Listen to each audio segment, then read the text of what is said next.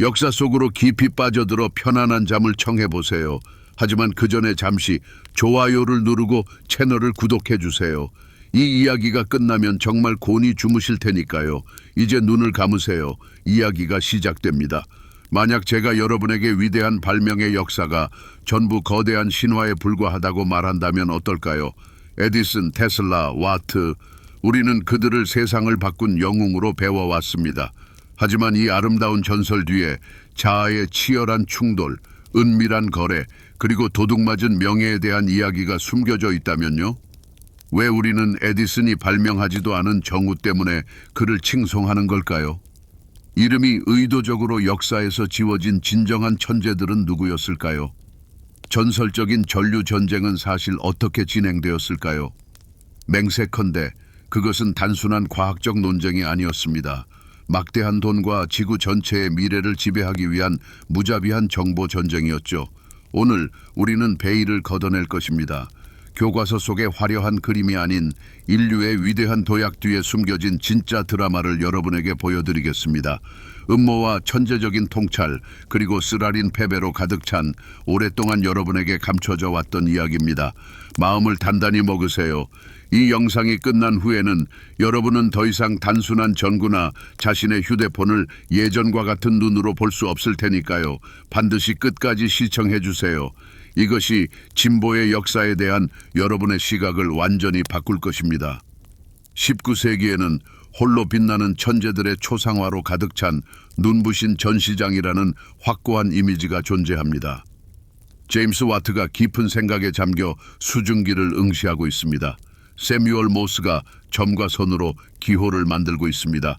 그리고 물론 이 전시장의 중심에는 인류에게 진보의 빛을 비추며 세상 최초의 전구를 끼워 넣는 토마스 에디슨이 있습니다. 이 이미지는 단순하고 명확하며 엄청난 영감을 줍니다. 하지만 이 아름다운 그림을 완전히 깨부수는 역설적이고도 절대 반박할 수 없는 사실이 하나 있습니다. 에디슨은 백열전구를 발명하지 않았다는 것입니다. 그가 본격적으로 연구에 착수할 무렵에는 이미 러시아, 독일, 영국, 프랑스 엔지니어들이 개발한 최소 20개 이상의 특허 등록된 작동 가능한 전기 램프 모델이 존재했습니다. 그렇다면 과연 그의 천재성은 무엇이었으며 왜 하필 그의 이름이 빛의 대명사가 되었을까요? 이 질문이야말로 우리 이야기 전체의 핵심입니다. 왜냐하면 그 시대의 다른 많은 위대한 인물들에게도 똑같이 말할 수 있기 때문입니다. 제임스 와트는 증기기관을 백지 상태에서 발명한 것이 아니라 이미 존재하던 뉴코멘의 구조를 천재적으로 개선한 것입니다. 조지 스티븐슨도 증기기관을 바퀴 위에 올려놓은 최초의 인물이 아니었습니다. 그리고 세뮤얼 모스 역시 전선을 통해 신호를 전달할 생각을 한 유일한 인물이 아니었죠. 결국 19세기 주요 혁명은 개별적인 놀라운 물건들을 만들어낸 데 있지 않았던 것입니다. 그것은 훨씬 더 크고 덜 명백하지만 훨씬 더 강력한 무언가에 있었습니다. 진정한 돌파구는 유레카를 외치는 순간이 아니라 누군가 스스로에게 이런 질문을 던지는 순간에 일어났습니다. 이 물건이 내 연구실에서뿐만 아니라 지구상의 모든 집에서 작동하게 하려면 어떻게 해야 할까? 그러므로 지금 바로 우리의 이야기의 장르를 명확히 하고자 합니다.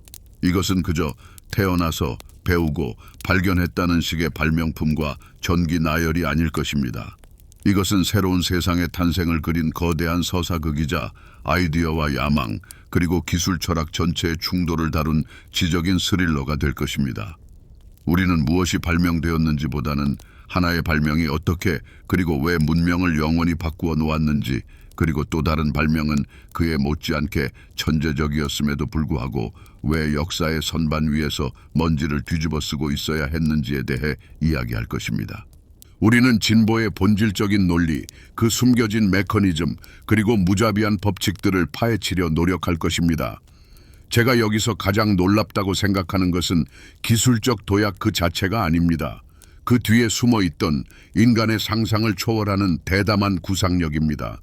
이들의 천재성은 또 다른 교묘한 기계를 조립하는 데 있지 않았습니다.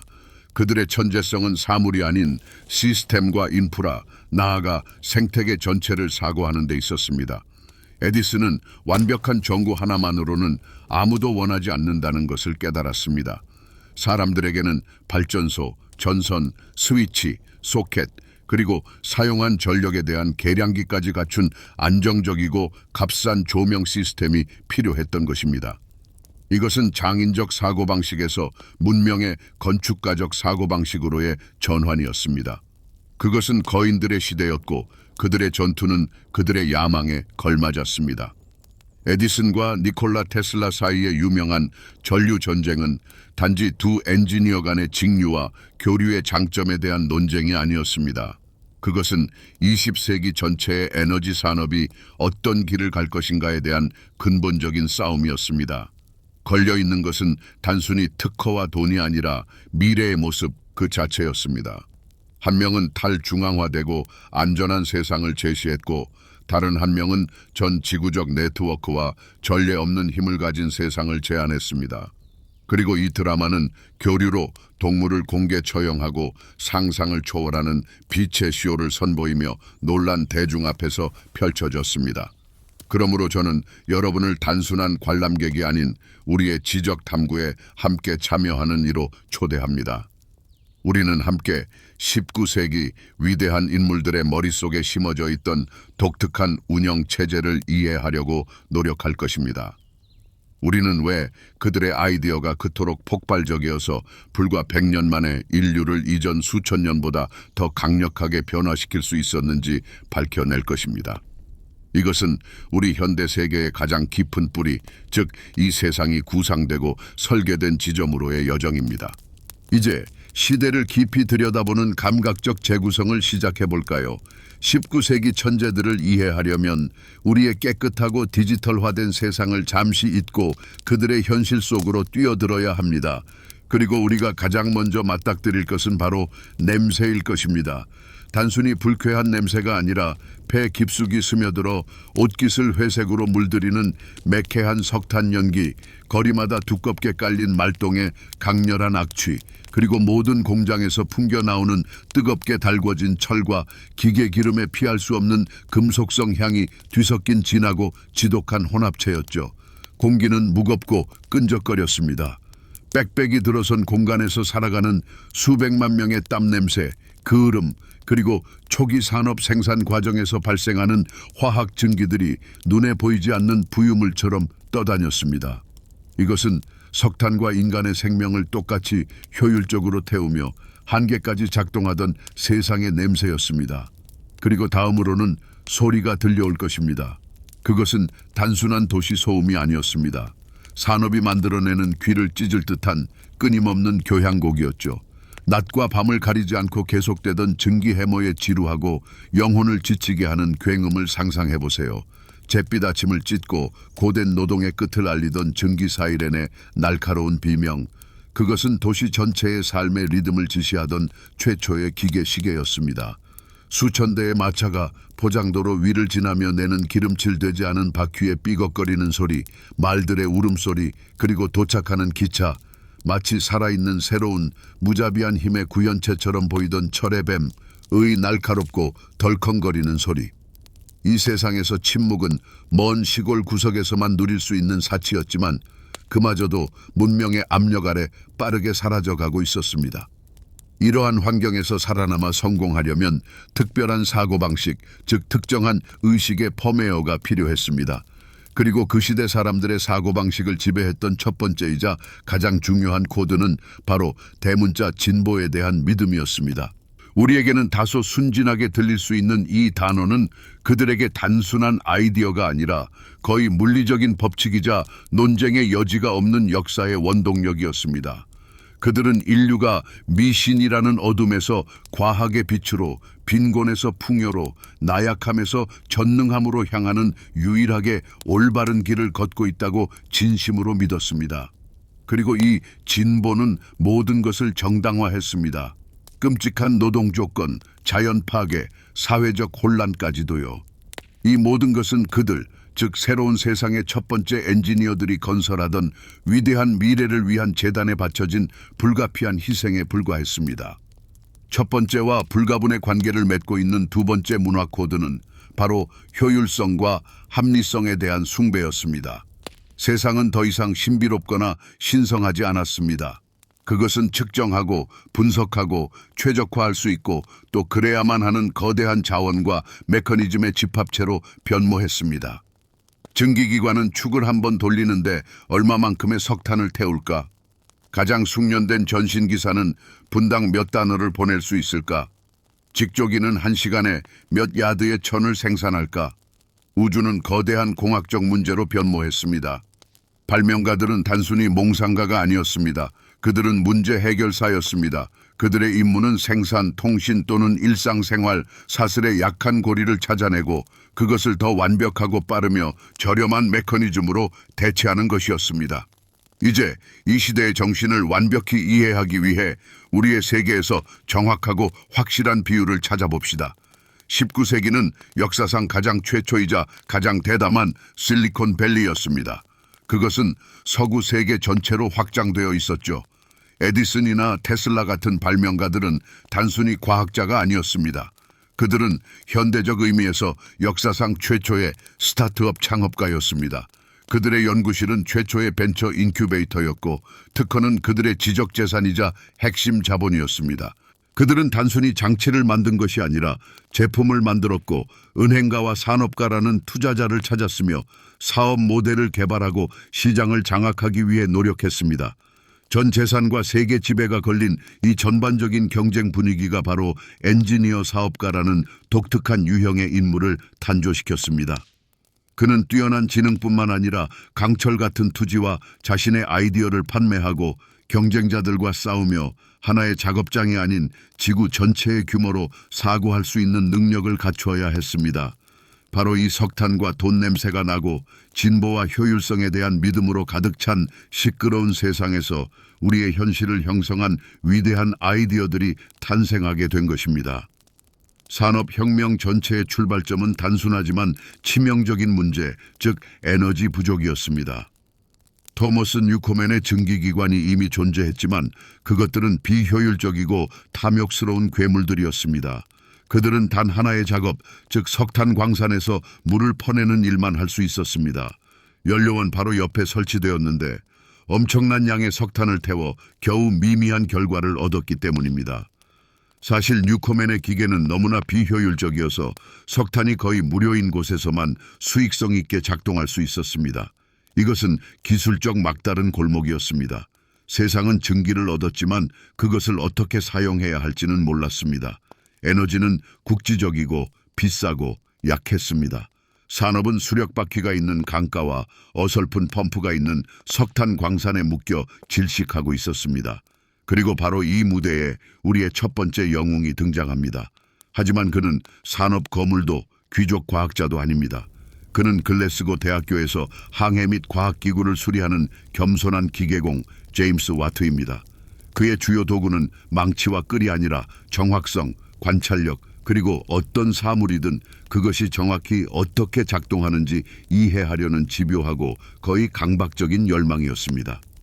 1763년 그는 수리를 위해 바로 그 뉴코멘 기관의 교육용 모델을 받았습니다. 그것은 거의 작동하지 않았습니다.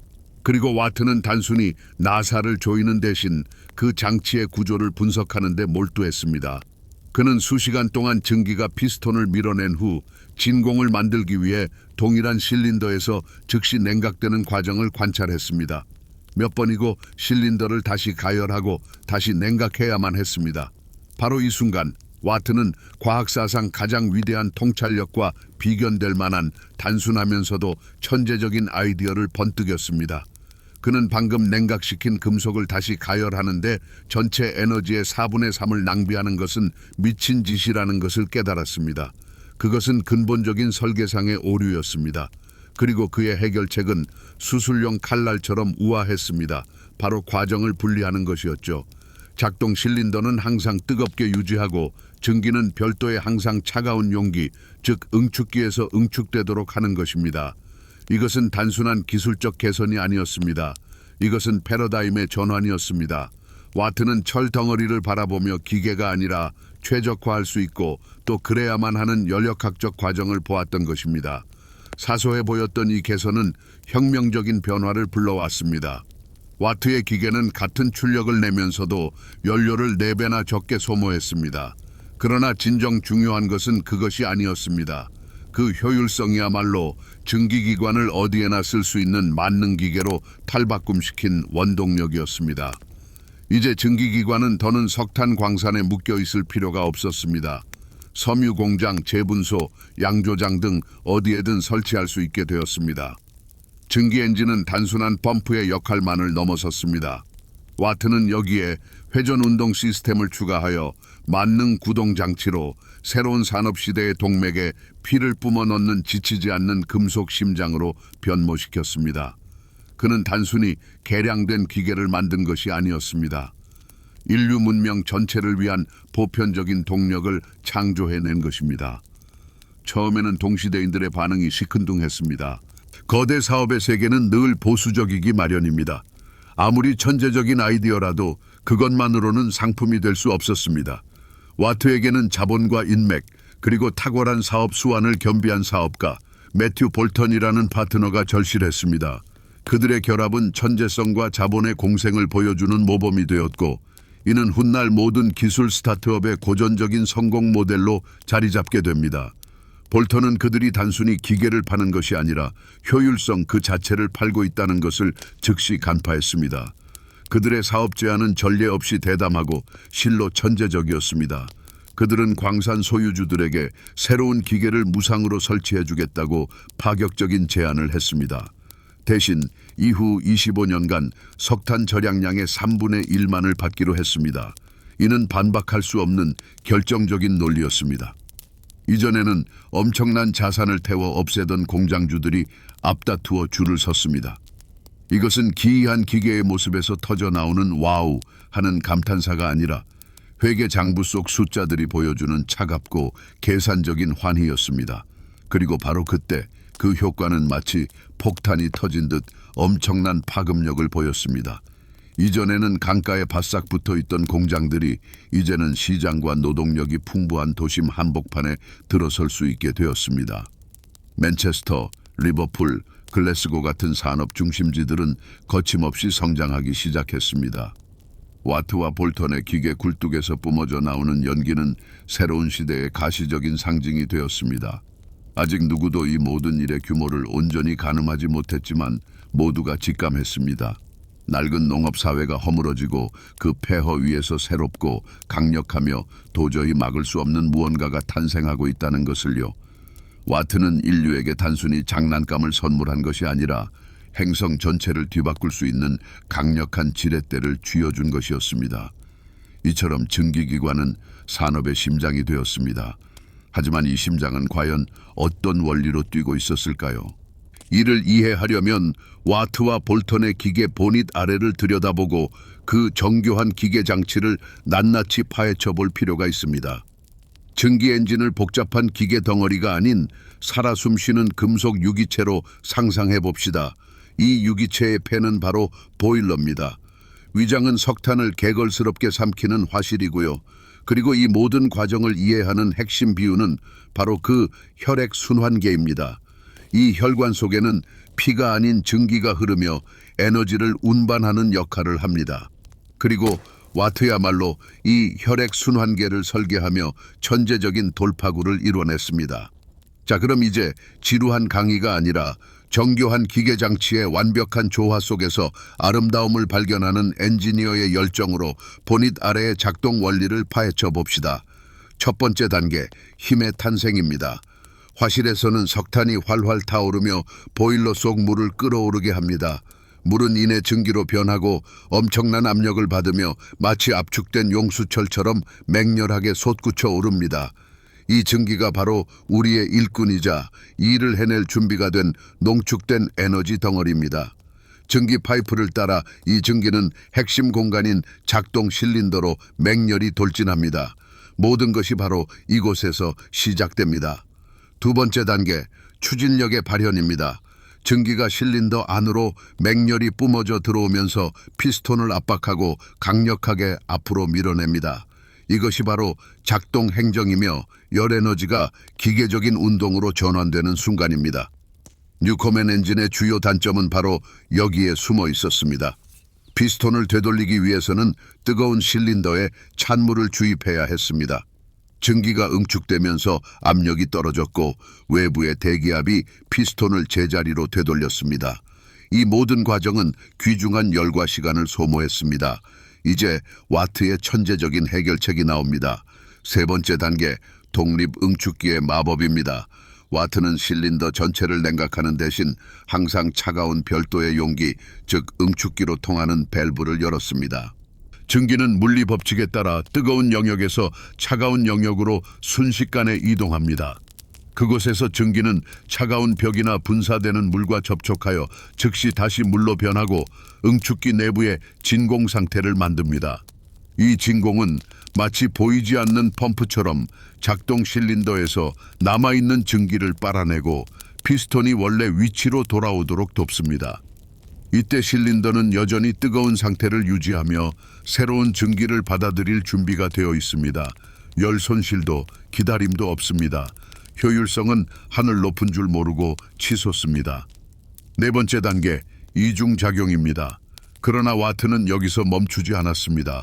그는 피스톤이 왜 한 방향으로만 작동해야 하는지 의문을 품었습니다. 그는 이른바 이중작용 피스톤을 고안했습니다. 이제 증기는 피스톤의 한쪽에서 번갈아가며 공급되어 피스톤을 앞으로 밀고 다른 쪽에서 공급되어 피스톤을 뒤로 밀었습니다. 작동 행정이 양방향에서 일어난 것입니다. 이는 출력을 2배로 늘렸을 뿐만 아니라 피스톤의 움직임을 훨씬 더 부드럽고 균일하게 만들었습니다. 기계는 더 이상 덜컥거리지 않았고 그 움직임은 규칙적이고 예측 가능해졌습니다. 다섯 번째 단계, 직선 운동의 회전 운동으로의 전환입니다. 피스톤을 이리저리 미는 것은 물론 좋았지만 공장에는 기계의 축을 회전시키는 것이 필요했습니다. 여기서 와트는 태양 및 유성 기어라고 알려진 천재적인 시스템을 적용했습니다. 피스톤은 연결봉을 통해 직접 축에 연결되지 않고 기어 시스템을 통해 연결되었습니다. 이는 피스톤의 왕복 운동을 플라이휠의 연속적인 회전으로 변환할 수 있게 했습니다. 플라이휠은 무거운 바퀴로 회전하면서 모든 충격을 완화하고 완벽하게 균일하고 안정적인 동력 공급을 보장했습니다. 이제 벨트 구동을 통해 어떤 기계든 엔진에 연결할 수 있었습니다. 여섯 번째 단계, 자체 조절 기능입니다. 그리고 마침내 와트의 엔지니어링 통찰력의 정점은 바로 원심 조속기였습니다. 이것은 축을 중심으로 회전하는 두 개의 금속 추처럼 생긴 장치입니다. 기계가 너무 빨리 작동하기 시작하면 추들은 원심력에 의해 바깥으로 벌어지고 레버 시스템을 통해 밸브를 닫아 증기 공급을 줄였습니다. 기계가 느려지면 추들이 내려오고 밸브가 열려 더 많은 증기가 공급되었습니다. 기계 스스로가 설정된 속도를 유지한 것입니다. 이는 현대 자동화의 원형이자 사이버네틱스라는 단어가 생기기 100년 전에 금속으로 구현된 사이버네틱스 그 자체였습니다. 이제 이 모든 것을 한데 모아보면 우리는 단순한 쇠붙이 덩어리가 아니라 완벽하게 조정되고 스스로 조절하는 하나의 유기체를 보게 됩니다. 보일러는 불을 내뿜고 증기는 혈관 같은 증기 파이프를 통해 흐르며 피스톤은 심장 같은 실린더에서 박동하고 조속기는 신경계처럼 작동하여 완벽한 균형을 유지합니다. 이것이 바로 기적의 기계였습니다. 와트는 단순히 엔진을 만든 것이 아닙니다. 그는 안정적이고 효율적이며 무엇보다도 제어 가능한 에너지원을 창조했고 이 에너지원이 산업혁명을 승리의 진격으로 이끈 만능 병사가 되었습니다. 우리는 발명가들의 천재성에 감탄하지만 그들의 아이디어가 마법이 아닌 수백만 무명인의 땀과 피로 구현되었다는 사실은 종종 잊곤 합니다. 진정한 진보의 대가를 이해하려면 엔지니어링 지식의 고지에서 벗어나 굉음이 울리는 공장과 어두운 탄광으로 내려가 보아야 합니다. 여기에 수많은 통계 자료보다 더 많은 것을 말해주는 손에 잡힐 듯 생생한 사실이 하나 있습니다. 맨체스터의 한 섬유 공장에서 일하던 평범한 노동자는 끊어진 실을 잇기 위해 굉음이 울리는 기계들 사이를 쉬지 않고 오가며 하루 14시간 동안 30km에 달하는 거리를 걸었습니다. 이것은 과장이 아니라 문서로 기록된 자료입니다. 퀴퀴하고 면먼지로 가득한 공간에서 귀를 찢는 소음 속에서 고작 몇 푼의 돈을 벌기 위해 30km를 걸었던 것입니다. 이것은 단순한 노동이 아니었습니다. 가족을 하루 더 먹여 살릴 수 있는 기회만이 유일한 목표였던 매일매일의 생존 마라톤이었습니다. 하지만 위대한 사건들은 대중의 육체적인 힘뿐만 아니라 주된 창조자의 천재성이 결실을 맺지 못하게 했을 눈에 띄지 않는 영웅들의 재능 위에서 이루어집니다. 제임스 와트의 독립 응축기 아이디어는 눈부셨지만 당시로서는 거의 해결 불가능한 문제에 부딪혔습니다. 바로 필요한 정밀도로 부품을 어떻게 제작하는가 하는 것이었습니다. 주요 난관은 작동 실린더였습니다. 실린더는 완벽하게 원형이어야 했고 실린더와 피스톤 사이의 간격은 최소화되어야 했습니다. 그렇지 않으면 귀중한 증기가 틈새로 새어나가 모든 절감 효과가 무용지물이 될 터였습니다. 하지만 18세기의 금속 가공 기술은 거칠고 조악했습니다. 그 누구도 지름 50cm의 실린더를 밀리미터 단위의 정밀도로 주조하고 가공할 수 없었습니다. 와트의 천재적인 아이디어는 영원히 종이 위의 아름다운 이론으로 남을 위기에 처했습니다. 그는 시제품을 만들었지만 압력을 계속 잃어 제대로 작동하지 않았습니다. 그리고 바로 이때 산업혁명에서 가장 저평가된 영웅 중 한 명, 와트 증기기관이 없었을 수도 있었을 인물이 무대 위에 등장합니다. 그의 이름은 존 윌킨슨이었고 그는 철의 광인이라는 별명을 가지고 있었습니다. 그는 이론가인 과학자가 아니라 완벽한 금속 제품을 만들겠다는 생각에 사로잡힌 주철의 왕이자 실용적인 천재였습니다. 윌킨슨은 야금 공장을 소유하고 있었고 최근에 포신을 뚫는 새로운 놀랍도록 정밀한 기계를 발명했습니다. 그리고 바로 그가 자신의 군사 기술이 평화로운 발전에 기여할 수 있음을 깨달았습니다. 그는 자신의 드릴링 머신을 와트 증기기관용 실린더 제작에 적용했습니다. 결과는 모든 예상을 뛰어넘었습니다. 윌킨슨은 옛 동전 두께보다 작은 오차 범위로 실린더를 만들어냈습니다. 이것이 바로 와트의 실험실 시제품을 신뢰할 수 있고 효율적인 상업 제품으로 전환할 수 있게 한 누락된 요소, 즉 기술적 돌파구였습니다. 철의 광인 윌킨슨이 없었다면 와트의 천재성은 미처 실현되지 못했을 것입니다. 윌킨슨과 같은 실천적인 거인들 외에도 눈에 띄지 않지만 필수 불가결한 전문가들이 한 무리 존재했습니다. 이들은 피터라고 불리는 고도로 숙련된 기계 정비사들이었습니다. 그들은 전국을 돌아다니며 증기기관을 현장에서 조립, 설치, 수리했습니다. 이들은 산업혁명의 특수부대이자 유랑하는 엔지니어 부족이었습니다. 그들은 우리가 아는 방식의 설계도나 설명서가 없었습니다. 그들의 지식은 직관적이었고 경험에 기반했으며 스승에서 제자로 전수되었습니다. 바로 그들의 감각과 손, 그리고 도구 세트를 통해 고집스러운 쇠붙이 덩어리들이 조화롭게 작동하게 만들었고 이론적인 힘을 공장의 실제 생산성으로 전환시켰던 것입니다. 이제 이 산업 피라미드의 맨 밑바닥으로 내려가서 놀랍고도 충격적인 일상적인 세부 사항을 살펴보겠습니다. 진보의 엔진은 비단 증기와 석탄뿐만이 아니었습니다. 아동 노동도 그 동력이었습니다. 섬유 공장에는 특별하고 치명적으로 위험한 청소부 또는 스캐빈저라는 직책이 있었습니다. 이 일은 가장 어린 아이들, 때로는 5살에서 6살밖에 안 된 아이들이 맡았는데 그 이유는 오직 그들만이 작동 중인 방직기 아래로 기어 들어갈 수 있었기 때문입니다. 그들의 임무는 기계가 단 1초도 멈추지 않는 동안 바닥에 떨어진 면 조각들을 계속해서 줍는 것이었습니다. 아주 작은 실수, 순간의 망설임, 부주의한 움직임이라도 있으면 아이는 움직이는 기계 부품 속으로 빨려 들어가 현장에서 불구자가 되거나 목숨을 잃었습니다. 이는 예외가 아니라 잔혹하지만 경제적으로 정당화된 생산 과정의 규범이었습니다. 그렇다면 산업혁명의 인간적 요소란 무엇일까요? 이는 복잡하고 다층적인 시스템입니다. 맨 위에는 와트와 같은 고독한 비전 있는 천재가 있습니다. 그 아래에는 볼턴과 같은 기업가적인 조직가, 그리고 윌킨슨과 같은 실천적인 천재가 자리합니다. 그보다 더 아래에는 이 혁명의 손과 발이 되었던 수많은 무명의 숙련된 정비공들이 있었습니다. 그리고 가장 밑바닥에는 여성과 어린이를 포함한 수백만 명의 노동자들이 있었는데 그들의 삶과 건강, 그리고 때로는 피가 바로 진보라는 탐욕스러운 화실에서 타오르며 새롭고 산업적인 미래로 가는 길을 밝힌 연료였던 것입니다.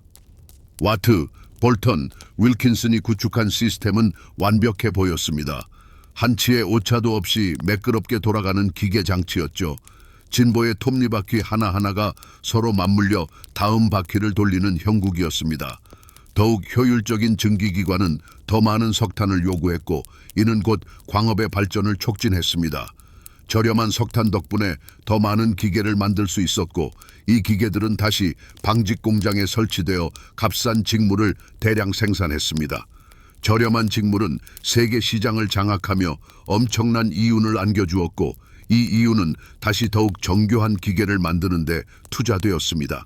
이는 완벽하고 자립적인 성장 순환 체계였습니다. 그 누구도 그 어떤 것도 이 진보의 개선 행진을 멈출 수 없을 것처럼 보였죠. 그러나 이 시스템의 창조자들은 한 가지 핵심적이고 비기계적인 요소를 간과했습니다. 바로 인간이었습니다. 그리고 그 인간이야말로 산업혁명이라는 거대한 건축물 전체를 무너뜨릴 뻔한 치명적인 오류의 원인이 되었습니다. 완벽한 폭풍은 기술적 결함이나 자원 부족 때문에 찾아온 것이 아니었습니다. 그것은 공장과 작업장으로부터 그리고 바로 이 진보가 무자비하게 삶을 파괴했던 사람들의 심장으로부터 솟아났습니다. 수세기 동안 방직 생산의 핵심은 숙련된 장인들이었습니다. 직조공, 편물공, 방적공들이었죠. 이들은 존경받는 사람들이었고 당대의 중산층이었으며 그들의 기술은 대대로 전수되었습니다. 그들은 자기 집에서 스스로의 속도와 노동의 질을 통제하며 일했습니다. 그런데 불과 10년에서 20년 사이에 그들의 세계는 산산조각 났습니다. 공장에 설치하여 심지어 어린아이조차 돌볼 수 있었던 새로운 기계식 직조기는 그들의 독특한 기술을 완전히 무용지물로 만들었습니다. 그리고 그때 역사의 러다이트 운동으로 기록된 사건이 시작되었습니다. 이것은 굶주린 군중의 우발적인 폭동이 아니었습니다. 조직적이고 맹렬하며 절박한 기계와의 게릴라전이었습니다. 밤마다 육중한 망치로 무장한 전직장인 집단이 공장에 침입하여 자신들의 적이라 여긴 기계들을 냉혹한 분노로 체계적으로 파괴했습니다. 그들은 비밀리에 행동했고 충성을 맹세했으며 전설적인 지도자 러드 장군 또는 러드 왕의 명령에 복종했습니다. 이것은 무의미한 파괴가 아니었습니다. 복수의 행위였습니다. 주철로 된 기계 받침대에 내리쳐진 망치 한 번의 일격은 그들에게서 일자리와 존엄성 그리고 미래를 빼앗아간 시스템에 대한 일격이었습니다. 바로 이 지점에서 우리는 힘과 약점의 놀라운 변증법을 목격합니다. 공장 시스템의 가장 큰 강점이었던 그 효율성이 오히려 아킬레스건이 된 것입니다. 힘이 기계에 있었다고요? 좋습니다. 그렇다면 최대한의 피해를 입히기 위해 바로 그 기계들을 파괴해야 합니다. 생산의 중앙 집중화가 공장의 힘이었다고요? 아주 좋습니다. 그렇다면 수천 명의 개별 장인들을 쫓아다닐 필요가 없습니다. 이제 적은 한 곳에 집중되어 완벽하고 취약한 표적이 된 것이죠. 기계와 노동자들을 한 지붕 아래에 모아놓은 산업화의 논리 자체가 사보타주를 위한 완벽한 조건을 만들어낸 것입니다. 산업가들과 정부를 휩쓴 공포는 상상조차 할 수 없는 수준이었습니다. 위협은 너무나 심각하여 레어다이트 운동을 진압하기 위해 영국 중부 지방에 파견된 군인의 수는 같은 시기 스페인에서 나폴레옹과의 전쟁에 투입된 영국군보다 많았습니다. 이 사실을 한번 곱씹어 보십시오. 망치를 든 직조공이라는 내부에 적은 영국 엘리트들에게 프랑스 황제의 정운보다도 더 무서운 존재로 다가왔던 것입니다. 1812년에는 기계 파괴를 사형으로 처벌하는 범죄로 규정하는 법이 통과되었습니다. 시스템은 자신들의 기계를 지키기 위해서라면 기꺼이 살인을 택할 준비가 되어 있었습니다. 하지만 레오다이트들은 단순히 모든 새로운 것을 두려워하는 야만인이 아니었습니다. 그들의 투쟁은 훨씬 더 깊은 의미를 지니고 있었습니다. 그들은 기술 그 자체에 반대한 것이 아니라 기술의 비인간적인 적용 방식에 맞섰던 것입니다. 모든 기계를 파괴하라고 요구한 것이 아니라 그들의 노동에 대한 정당한 대가, 새로운 기술 도입에 대한 통제, 그리고 생산 과정에서 인간의 존엄성을 지키는 것을 요구했습니다. 이것은 역사상 최초로 이윤이 인간보다 우선하고 효율성이 인간성보다 앞서는 자본주의 모델에 대항한 대규모 시위였습니다. 이 봉기는 잔인하게 진압되었습니다. 수십 명의 레오다이트가 처형당했고 수백 명이 유배당했습니다. 망치 소리는 잦아들었고 기계의 행진은 새로운 힘을 얻어 계속되었습니다. 시스템이 승리한 것이죠. 그러나 그 승리는 사회의 몸에 깊고 아물지 않는 상처를 남겼고 불타버린 공장 위로 피어나는 연기처럼 하나의 질문을 공중에 띄웠습니다. 만약 진보가 이처럼 엄청난 희생을 요구하고 그 열매를 소수의 선택된 자들만이 누린다면 이 진보는 새로운 형태의 더욱 교묘한 노예 제도는 아닐까요? 일반적으로 산업혁명은 일련의 찬란한 발명품들이 낳은 필연적인 결과로 여겨집니다. 증기기관, 방적기, 배서머 전로 등 마치 기술 자체가 어떤 신비로운 힘처럼 인류를 미래로 이끌었다고 생각하기 쉽습니다. 하지만 이것은 사건의 가장 단순하고 편리한 해석에 불과합니다. 이 점에 대해 역사가들 사이에서는 격렬한 논쟁이 벌어지고 있으며 적어도 한 가지 대안적인 이론은 가장 주의 깊은 시선을 받을 만합니다. 그 이론은 이렇게 말합니다. 혁명의 주된 동력은 기술이 아니라 자본이었다고요. 이 이론에 따르면 발명은 원인이 아니라 결과였습니다. 18세기 중반에 이르러 영국은 식민무역, 노예무역, 그리고 그에 못지않게 농업혁명을 통해 엄청난 부를 축적했는데 이는 농업을 엄청나게 수익성 있는 산업으로 만들었습니다.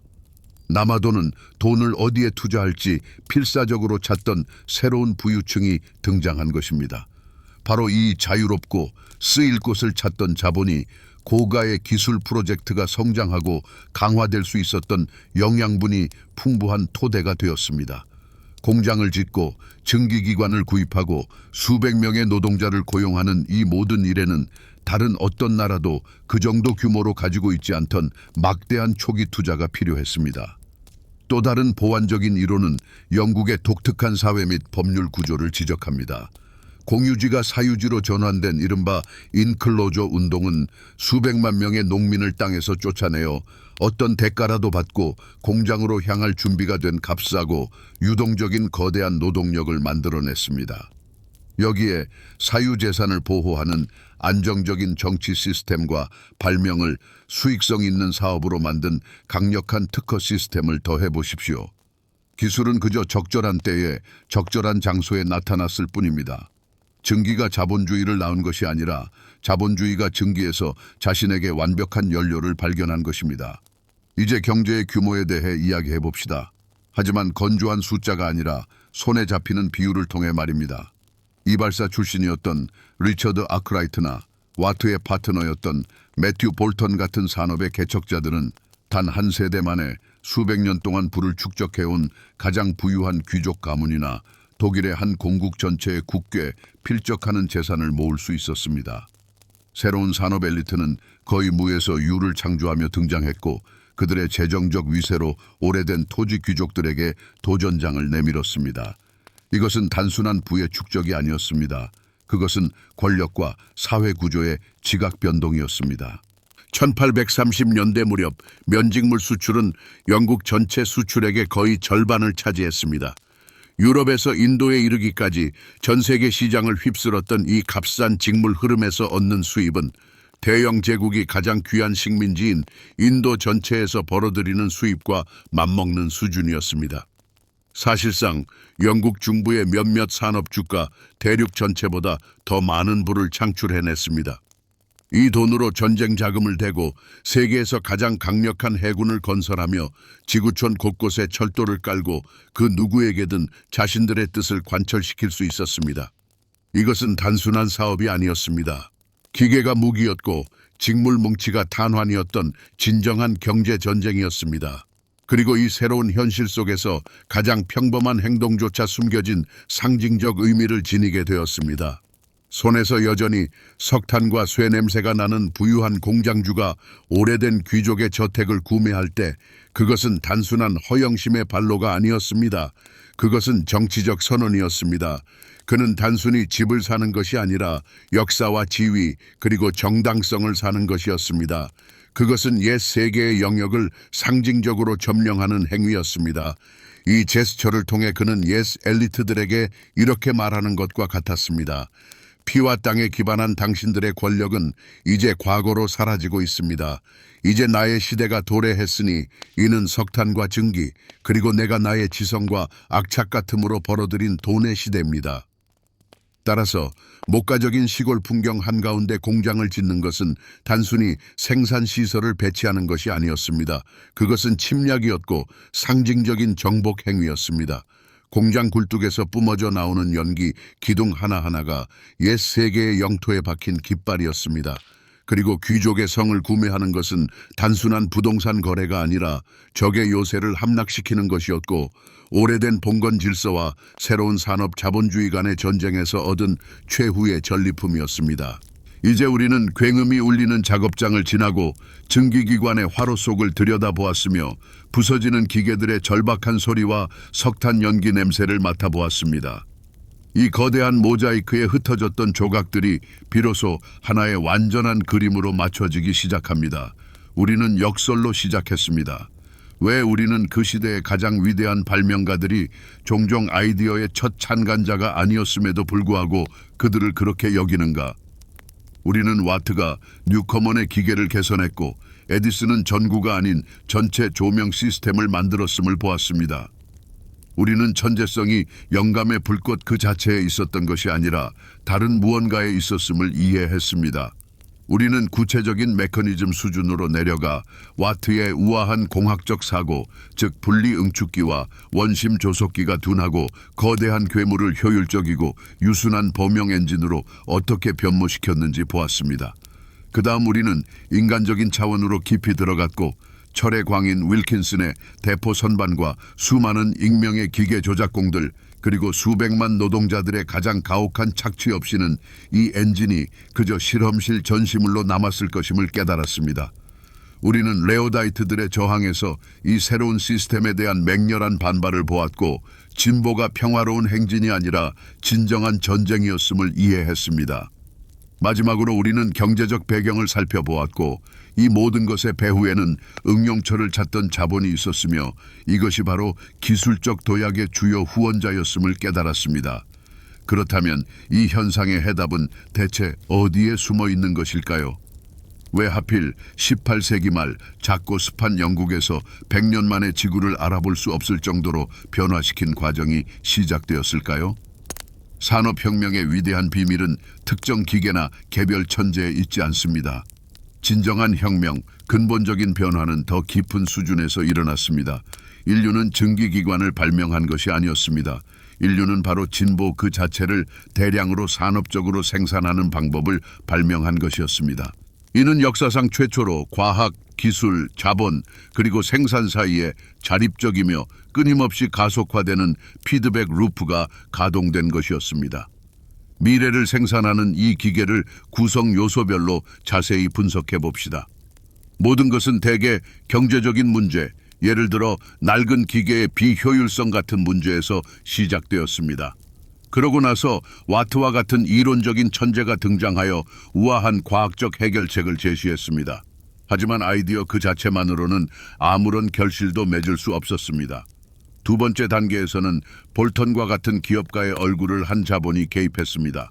그는 단순히 아름다운 아이디어를 본 것이 아니라 시장 잠재력, 즉 효율성 증대에서 이윤을 창출할 가능성을 보았습니다. 그는 이론을 상업적 제품으로 전환하기 위해 기꺼이 돈을 걸 준비가 되어 있었습니다. 그러나 이것만으로도 충분하지 않았습니다. 이론과 자본은 우리는 필요한 정밀도로 이것을 만들 수 없어 라는 생산 장벽에 부딪혔습니다. 그리고 바로 이때 세 번째 단계에서 윌킨슨과 같은 실용적인 천재가 등장하여 새로운 기계나 새로운 가공 방법을 만들어내면서 이 특정 기술적 문제를 해결했습니다. 이론가, 자본가, 실천가, 이 삼두마차가 완성된 후에야 비로소 아이디어는 금속으로 구현되었고 대량으로 복제되기 시작했습니다. 여기에서 되먹임 고리가 완성되며 더욱 강력한 새로운 순환을 시작했습니다. 증기기관의 대대적인 도입은 석탄과 금속 수요를 폭발적으로 증가시켰습니다. 이는 다시 광업과 야금술 앞에 더 새롭고 훨씬 더 야심찬 과제들을 던져주었습니다. 탄광에는 더욱 강력한 펌프가, 석탄 운송에는 더욱 효율적인 방법이, 그리고 기계 자체에는 더욱 견고한 재료가 필요해졌습니다. 이러한 새로운 문제들은 새로운 발명가와 새로운 자본을 끌어들였고 이들은 증기기관차, 강철 레일, 제강용 전로 등을 만들어냈습니다. 하나의 문제를 해결할 때마다 즉시 10가지의 새로운 훨씬 더 복잡하고 흥미로운 문제들이 꼬리를 물고 나타났습니다. 진보는 스스로를 자양분 삼아 가속하기 시작한 것입니다. 이것은 단순한 일련의 발명품들이 아니었습니다. 이는 완전히 새로운 문명 모델의 탄생이었습니다. 인류는 역사상 처음으로 세상에 수동적으로 적응하는 것을 멈추고 자신들의 필요에 맞게 세상을 능동적이고 체계적으로 개조하기 시작했습니다. 세상은 채굴해야 할 거대한 자원의 보고이자 해결해야 할 공학적 문제들의 집합체로 변모했습니다. 이는 거대한, 거의 신의 영역에 가까운 스케일의 구상이었습니다. 자연의 힘을 통제하고 이성적인 계산 아래 복종시켜 인간의 복지를 위해 일하게 만드는 것이었죠. 이제 우리는 최종적인 답을 내놓을 수 있습니다. 그렇다면 19세기 위대한 지성들의 천재성은 과연 무엇이었을까요? 그들은 단순히 발명가들이 아니었습니다. 그들은 역사상 최초로 우리 문명의 시스템 아키텍트들이었습니다. 그들의 천재성은 이 다단계적인 진보의 기계 전체를 직관적으로 혹은 의식적으로 이해하는 데 있었습니다. 그들은 단순히 아이디어를 고안하는 것을 넘어 그 아이디어를 위한 자본을 유치하고 생산을 조직하고 인프라를 구축하며 물류를 설계하고 시장을 장악할 줄 알았습니다. 그들은 개별적인 장치들이 아니라 전 지구적 시스템으로 사고했습니다. 그들은 우리에게 전구를 준 것이 아니라 전력화를 가져다 주었습니다. 증기기관차가 아니라 철도를 선사했습니다. 그들은 단순히 물건들을 만든 것이 아니라 오늘날까지 작동하며 끊임없이 가속하는 무자비하고 모든 것을 집어삼키는 현대의 메커니즘 그 자체를 창조했습니다. 잉글랜드의 연기 자욱한 도시에서 소수의 천재들이 시작한 혁명은 오늘날까지도 낡은 질서들을 허물어뜨리는 도미노 효과를 촉발했습니다. 이제 그 결과들 중 단 하나지만 절대적으로 근본적인 연쇄작용을 함께 따라가 봅시다. 증기기관은 공장에서의 대량 생산을 가능하게 했습니다. 공장들은 노동력의 집중을 요구했고 이는 도시의 폭발적인 성장을 야기했습니다. 빈곤과 헤아릴 수 없는 부가 나란히 공존했던 거대하고 인구 과밀한 도시들은 이전에는 본 적 없는 사회적 갈등들을 낳았습니다. 이러한 갈등들은 다시 새로운 정치 이념인 사회주의와 공산주의의 생명을 불어넣었고 이들은 산업시대에 저주받은 질문들에 대해 급진적인 해답을 제시했습니다. 이러한 이념들은 20세기에 인류의 절반에 가까운 운명을 결정했으며 세계대전과 냉전으로 이어졌고 그 메아리는 우리가 여전히 듣고 있습니다.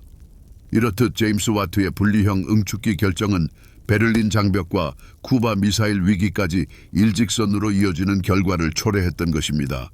하지만 이 위대한 지성들의 유산은 단지 역사 교과서에만 살아있는 것이 아닙니다.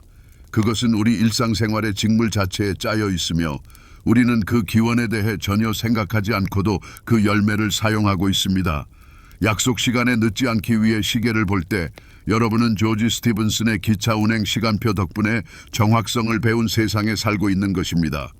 바로 철도가 도시간 시간 동기화를 처음으로 요구했고 현대 글로벌 경제에서 없어서는 안 될 표준 시간 개념을 도입했습니다.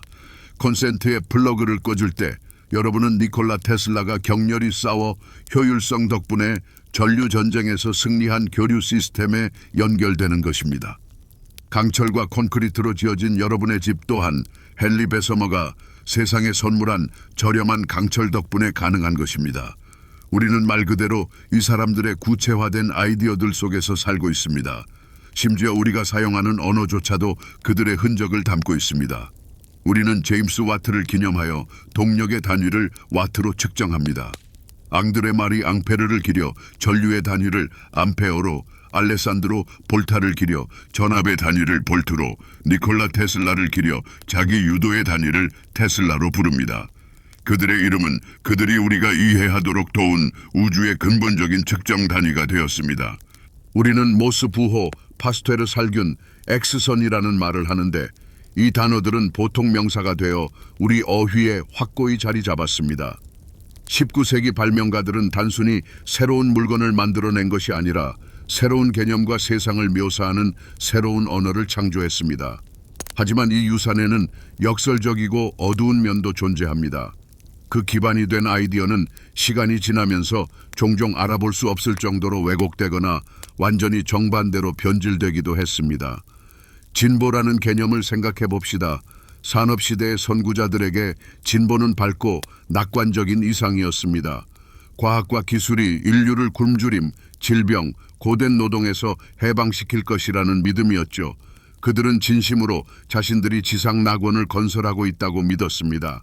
그러나 20세기의 이 기술적 진보는 역사상 가장 끔찍한 파괴의 도구들, 즉 기관총, 탱크, 화학무기, 그리고 마침내 원자폭탄을 낳았습니다. 인간을 위해 만들어진 기계들은 인간을 대량 학살하는 기계로 변했습니다. 무한한 진보에 대한 믿음은 세계 대전의 악몽으로 변질되었습니다. 또 다른 예로 와트와 아크라이트가 기초를 놓았던 생산의 합리화라는 아이디어를 들어봅시다. 그들의 목표는 기계의 작동을 최적화하는 것이었습니다. 그러나 20세기 초 이 아이디어는 프레데릭 테일러와 헨리 포드에 의해 극단으로 치달았습니다. 그들은 기계적 효율성의 원칙을 인간 그 자체에게 적용했습니다. 컨베이어 벨트 위의 노동자는 기계의 살아있는 부속품 수준으로 전락했으며 최대한의 속도로 동일하고 단조로운 움직임을 반복하는 것만이 요구되었습니다. 업무의 촉진이 필요한 효율성 추구는 찰리 채플린의 영화 모던 타임스에서 훌륭하게 묘사된 것처럼 완전한 통제와 비인간화의 시스템으로 변모했습니다. 결론적으로 19세기 위대한 지성들의 유산은 깊이 이중적입니다. 한편으로는 그들은 우리 조상들이 꿈도 꾸지 못했던 엄청난 힘, 편안함, 그리고 수명 연장을 가져다 주었습니다. 다른 한편으로는 우리는 아직 완전히 통제하는 방법을 배우지 못한 힘들을 세상에 풀어놓았습니다. 그들은 우리에게 질병의 치료제뿐만 아니라 대량 살상 무기도 주었습니다. 풍요뿐만 아니라 환경 위기도, 연결성뿐만 아니라 전면적인 감시도 안겨주었습니다. 그들은 판도라의 상자를 열었고 우리는 지금도 그 속에서 튀어나온 경이로운 것들과 괴물들 사이에서 이 둘을 분리하기 위해 노력하며 살아가고 있습니다. 21세기를 사는 우리와 영이 자욱하고 굉음이 가득했던 빅토리아 시대 도시의 주민들 사이에 무슨 공통점이 있을까요? 우리는 무선 통신, 인공지능, 그리고 유전공학의 세상에 살고 있습니다. 그들의 세상은 증기, 강철, 그리고 전신선의 세상이었습니다. 하지만 더 자세히 들여다보면 우리가 똑같이 어쩌면 더 거대한 지각 변동의 문턱에 서 있다는 사실이 명확해질 것입니다. 산업혁명에 이어 디지털 혁명이 도래했고 그 유사성은 놀랍도록 정확합니다. 증기와 강철의 자리는 데이터와 알고리즘이 차지했습니다. 공장 재벌의 자리는 기술 억만장자들이 대신했습니다. 짓기를 두려워하여 일자리를 잃을까 걱정했던 레오다이트 운동가들의 망령은 오늘날 다시 세상을 떠돌고 있지만 이제 그들은 기계가 아니라 운전사부터 변호사에 이르기까지 수많은 직업을 쓸모없게 만들겠다고 위협하는 인공지능을 두려워합니다. 철도 거물들의 독점적 권력에 대한 논쟁은 우리가 우리 자신보다 더 많은 것을 아는 IT 기업들의 전능함에 대한 논쟁으로 바뀌었습니다. 우리 역시 150년 전의 그들처럼 현기증 나는 변화의 시대, 새로운 가능성에 대한 황홀감, 그리고 미지의 미래에 대한 깊은 두려움 속에서 살아가고 있습니다. 바로 그렇기 때문에 19세기의 역사는 단순히 과거의 흥미로운 사실들의 집합이 아닙니다. 그것은 우리가 우리 자신의 문제들을 비춰보고 어쩌면 가장 끔찍한 실수들을 피할 수 있는 거울입니다. 그리고 우리가 선조들의 경험에서 얻을 수 있는 가장 중요하고 결코 평범하지 않은 핵심 교훈을 명확히 요약하자면 다음과 같습니다. 가장 큰 위험은 기술 그 자체에 있는 것이 아니라 기술 혁신의 속도와 우리의 윤리적, 사회적, 법적 적응 속도 사이에 치명적인 단절에 있습니다. 기술은 언제나 브레이크 없는 기관차처럼 질주합니다. 사회적 의식, 법률, 도덕적 규범은 뒤처진 보급대처럼 뒤따릅니다. 19세기에는 이것이 끔찍한 결과를 초래했습니다. 아동노동법, 환경규범, 노동조합, 사회 보장 시스템 등 이 모든 것은 이미 문제가 임계점에 도달하여 수백만 명의 생명을 앗아가고 수백만 명의 운명을 파괴한 수십 년 후에야 비로소 등장했습니다.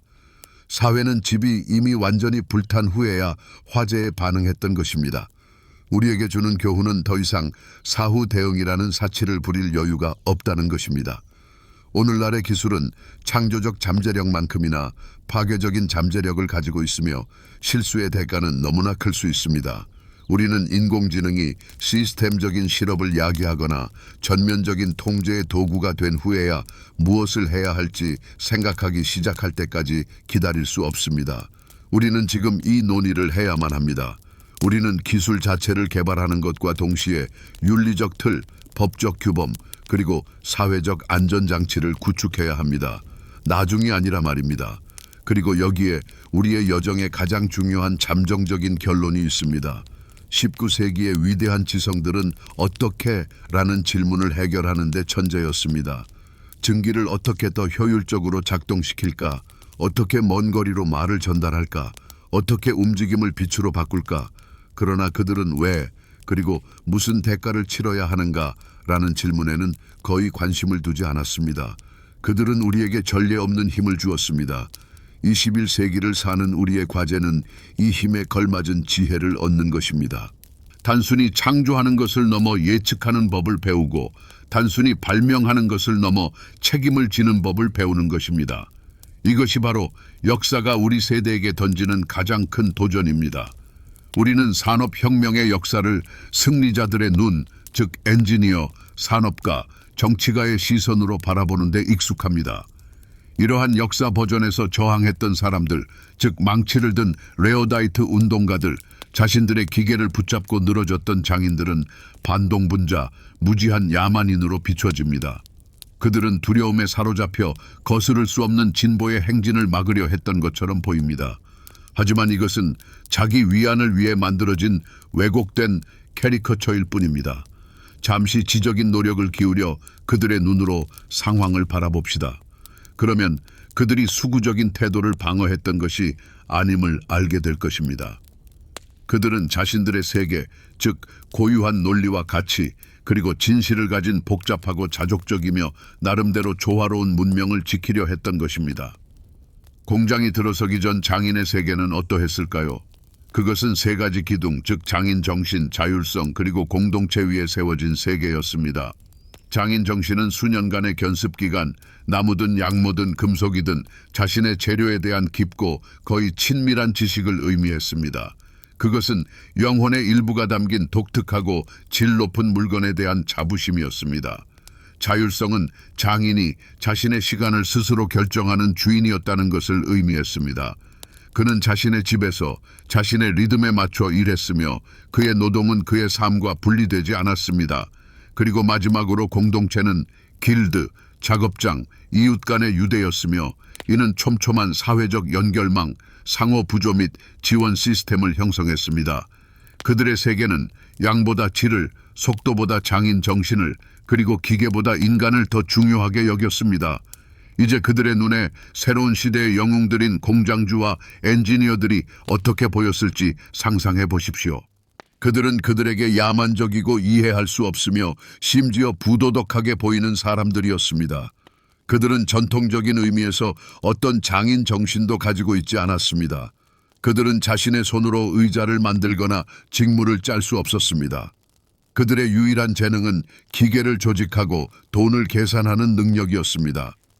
효율성에 대한 그들의 강박, 시계와 시간표에 대한 그들의 숭배, 저렴함을 위해 품질을 희생할 준비가 되어 있는 그들의 태도, 이 모든 것이 어떤 이상하고 위험한 형태의 광기처럼 보였습니다. 그들은 이윤이라는 새로운 영혼 없는 신의 사제였고 이 신을 위해 그들은 아름다움, 장인 정신, 인간의 존엄성 등 모든 것을 희생할 준비가 되어 있었습니다. 장인이 처음 공장에 발을 들여놓았을 때 경험했던 문화적 충격은 마치 중세시대의 수도사가 월스트리트 증권 거래소에 떨어진 듯한 충격과도 같았을 것입니다. 그에게 공장은 작업실의 대척점에 있는 세상이자 지옥 같은 패러디에 불과했습니다. 규칙적인 기계 소리 대신 귀를 찢는 듯한 끊임없는 굉음이 울려 퍼졌습니다. 신선한 나무 부스러기 냄새 대신 탁하고 오염된 공기가 가득했습니다. 무엇보다도 일 자체는 더 이상 숙련된 기술을 요구하지 않았습니다. 단지 똑같은 단순한 동작을 몇 시간이고 며칠이고 지루하게 반복할 것을 요구할 뿐이었습니다. 이것은 단순히 힘든 노동이 아니었습니다. 그것은 굴욕이었고 독창적인 지식의 소유자인 인간을 기계의 부속품으로 영혼 없는 기계 장치에 살아있는 톱니바퀴 수준으로 전락시키는 것이었습니다. 그리고 바로 여기서 우리는 그들의 예측 가능성이 초래한 비극에 마주하게 됩니다. 자신만의 힘과 전통 그리고 내재된 논리를 지녔던 이 세상은 왜 그렇게도 빨리 무너져 내렸을까요? 그 이유는 바로 그들의 강점이 전혀 새로운 형태의 사고방식 앞에서는 가장 큰 약점이 되어버렸기 때문입니다. 장인들은 기존의 규칙 안에서 공정한 경쟁이라는 틀로 사고했습니다. 그들은 누군가 조금 더 완벽한 도구를 발명하면 그것을 익히려고 노력했습니다. 그러나 그들은 자신들과 경쟁하는 것이 아니라 아예 존재 자체를 파괴하고 장인 정신이라는 개념 자체를 무가치하게 만들려는 시스템은 상상조차 할 수 없었습니다. 그들의 반응은 지극히 논리적이었지만 이미 시대에 뒤떨어진 패러다임 안에 갇혀 있었습니다. 그들은 정부에 탄원서를 제출하며 정의를 호소했습니다. 그것이 효과가 없자 그들의 논리대로라면 당연하게도 불공정한 경쟁의 도구인 기계를 파괴하기로 결정했습니다. 그들은 진짜 병은 기계가 아니라 그 뒤에 도살인 새로운 경제 시스템이라는 것을 이해하지 못한 채 증상만을 공격했습니다. 그들은 명예를 걸고 모든 규칙을 지키며 대결에 나선 훌륭한 검객들이었지만 상대는 결투장의 기관총을 들고 나온 것이나 다름없었습니다. 그리고 이러한 비극은 전 세계적인 규모로 다시 되풀이되었습니다. 세계 최고 품질의 직물을 수세기 동안 생산해왔던 인도의 위대한 직물 산업은 영국의 기계들이 더 좋은 제품을 만들었기 때문에 파괴된 것이 아닙니다. 인도의 직물은 여전히 품질 면에서 타의 추종을 불허했습니다. 그것은 저렴한 영국산 저가품의 물결과 시장을 강제로 개방시킨 식민주의 정책에 의해 파괴되었습니다. 인도의 장인들은 영국의 레오다이트 운동가들과 마찬가지로 손재주가 아닌 야드당 가격이 주된 무기가 되는 전쟁에 대비하지 못했습니다. 천년의 품질 전통 위에 세워진 그들의 세계는 대량 생산의 거친 힘에 짓밟혔습니다. 그러므로 그들의 패배는 발전이 후진성을 이긴 이야기가 아닙니다. 이는 복잡하고 정교했던 한 문명이 더 공격적이고 단순하며 무자비한 또 다른 문명에 의해 집어삼켜진 비극적인 이야기입니다. 눈부신 천재적 발견의 빛 뒤에는 언제나 짙고 캄캄한 그림자가 드리워져 있습니다. 그리고 19세기의 역사는 단순히 승리의 기록만이 아니라 끔찍한 도덕적 타협과 부서진 삶, 그리고 개인의 비극들로 점철된 이야기입니다. 이는 토머스 에디슨과 니콜라 테슬라 사이의 무자비한 전쟁이었던 유명한 전류전쟁에서 가장 극명하게 드러났습니다. 그것은 정직한 과학적 논쟁이 아니었습니다. 추악한 정보전이었고 에디슨은 자신의 직류 제국을 지키기 위해 수단과 방법을 가리지 않았습니다. 그는 교류를 비방하기 위한 대대적인 캠페인을 벌이며 노골적인 흑색 선전에까지 나아갔습니다. 이 캠페인의 절정은 대중 앞에서 잔혹하게 동물들을 살해한 것이었습니다. 개, 고양이, 말은 물론 서커스 코끼리, 톱시까지 교류를 이용해 죽여서 그 치명적인 위험성을 노골적으로 시연했습니다. 이것은 단순히 보기 흉한 행동을 넘어선 것이었습니다. 전 세계가 진보와 인류애의 등불로 여겼던 한 인간이 저지른 근본적인 도덕적 타협이자 치명적인 결정이었습니다. 세상에 빛을 선물한 위대한 발명가는 자신의 이름과 권위를 이용해 대중을 위협하고 자신의 독점을 유지하기 위해 명백히 거짓된 정보를 퍼뜨렸습니다. 실용주의의 천재였던 그는 더 효율적인 교류가 미래라는 것을 완벽하게 이해하고 있었습니다. 하지만 이를 인정한다는 것은 자신의 이전 투자, 발전소, 특허, 즉 직류 위에 세워진 거대한 제국 전체를 무의미하게 만드는 것을 의미했습니다. 결국 그는 선택했습니다. 진실보다 이익을 택한 것입니다. 이 사건은 에디슨 자신의 깊은 심리적 드라마를 적나라하게 드러냅니다. 우리는 명성과 돈, 그리고 책임의 무게가 그의 성격을 어떻게 변화시켰는지 목격합니다. 멘로파크 시절의 초창기 에디슨은 호기심에 사로잡혀 밤낮 없이 일하며 새로운 수수께끼를 해결하기 위해 노력했던 지칠 줄 모르는 열정가였습니다. 하지만 에디슨 제너럴 일렉트릭의 수장이 된 후기의 에디슨은 이미 다른 사람이었습니다. 그는 특허 하나하나를 놓고 경쟁자들과 소송을 벌이고 미국 최고의 발명가라는 자신의 지위를 맹렬히 지키려 했던 냉혹하고 독단적인 사업가로 변모했습니다. 그는 마법사에서 독재자로 변했고 그의 유명한 연구소는 발명 공장에서 지적재산권을 보호하는 법무팀으로 전락했습니다. 정상의 고독은 절대적이었습니다. 에디슨은 어떤 문제든 해결할 수 있는 홀로 빛나는 천재라는 신화를 스스로 만들어냈고 그 신화의 인질이 되고 말았습니다. 그는 실수를 용납할 수 없었고 다른 누군가가 옳다는 것을 받아들일 수 없었습니다. 그 압박감은 엄청났습니다. 끊임없는 긴장감과 선두 자리를 잃을지도 모른다는 두려움은 그를 유연한 혁신가에서 경쟁자의 아이디어가 자신보다 우월하다는 것을 인정하기보다는 차라리 파괴하려 드는 독단적인 인물로 바꿔놓았습니다. 한때는 새로운 것에 개방적이었던 그의 정신은 자신의 명성과 돈이 걸리자마자 굳게 닫혀버렸습니다. 그리고 이러한 성공과 자아의 재단에 바쳐진 가장 빛나는 희생양은 물론 니콜라 테슬라였습니다. 그들의 이야기는 두 가지 유형의 천재성이 충돌하는 비극의 정수입니다. 젊고 총명하며 괴짜 같은 세르비아인 엔지니어가 처음 에디슨의 연구실에 왔을 때 에디슨은 즉시 그에게서 재능을 알아보았습니다. 테슬라는 에디슨과 완전히 정반대였습니다. 그는 실용주의자가 아니라 개별 장치가 아닌 우주의 힘, 특허가 아닌 인류의 미래를 생각하는 몽상가였습니다. 그는 순수하고 비상업적인 천재였고 에디슨은 바로 이것을 이해할 수도 받아들일 수도 없었습니다. 갈등은 피할 수 없는 것이었습니다. 유명한 이야기에 따르면 에디슨은 테슬라에게 비효율적인 직류 발전기를 혁신적으로 개선하면 5만 달러를 주겠다고 약속했습니다. 테슬라는 열정적으로 작업에 착수하여 몇 달 만에 놀라운 해결책을 제시했습니다. 하지만 약속된 보상을 받으러 갔을 때 에디슨은 그의 얼굴에 대고 비웃으며 테슬라가 미국식 유머를 제대로 이해하지 못하는 것 같다고 말했습니다. 에디슨에게는 그저 농담이자 동기부여 방식에 불과했지만 테슬라에게는 배신이자 깊은 모욕이었습니다. 그는 즉시 사표를 던졌습니다. 이 단절은 단순히 돈 문제에 대한 논쟁이 아니었습니다. 그것은 에디슨의 야망이 가진 실제 대가를 보여주는 상징적인 행위였습니다. 왕좌를 지키기 위해 그는 대중을 속일 뿐만 아니라 자신의 궤도에 들어온 천재들을 굴욕적으로 이용하고 버릴 준비가 되어 있었습니다. 그는 자신보다 똑똑하거나 통찰력 있는 사람이 있다는 생각을 견딜 수 없었기 때문에 자신과 동등한 동반자가 될 수 있었던 유일한 사람을 내쳤습니다.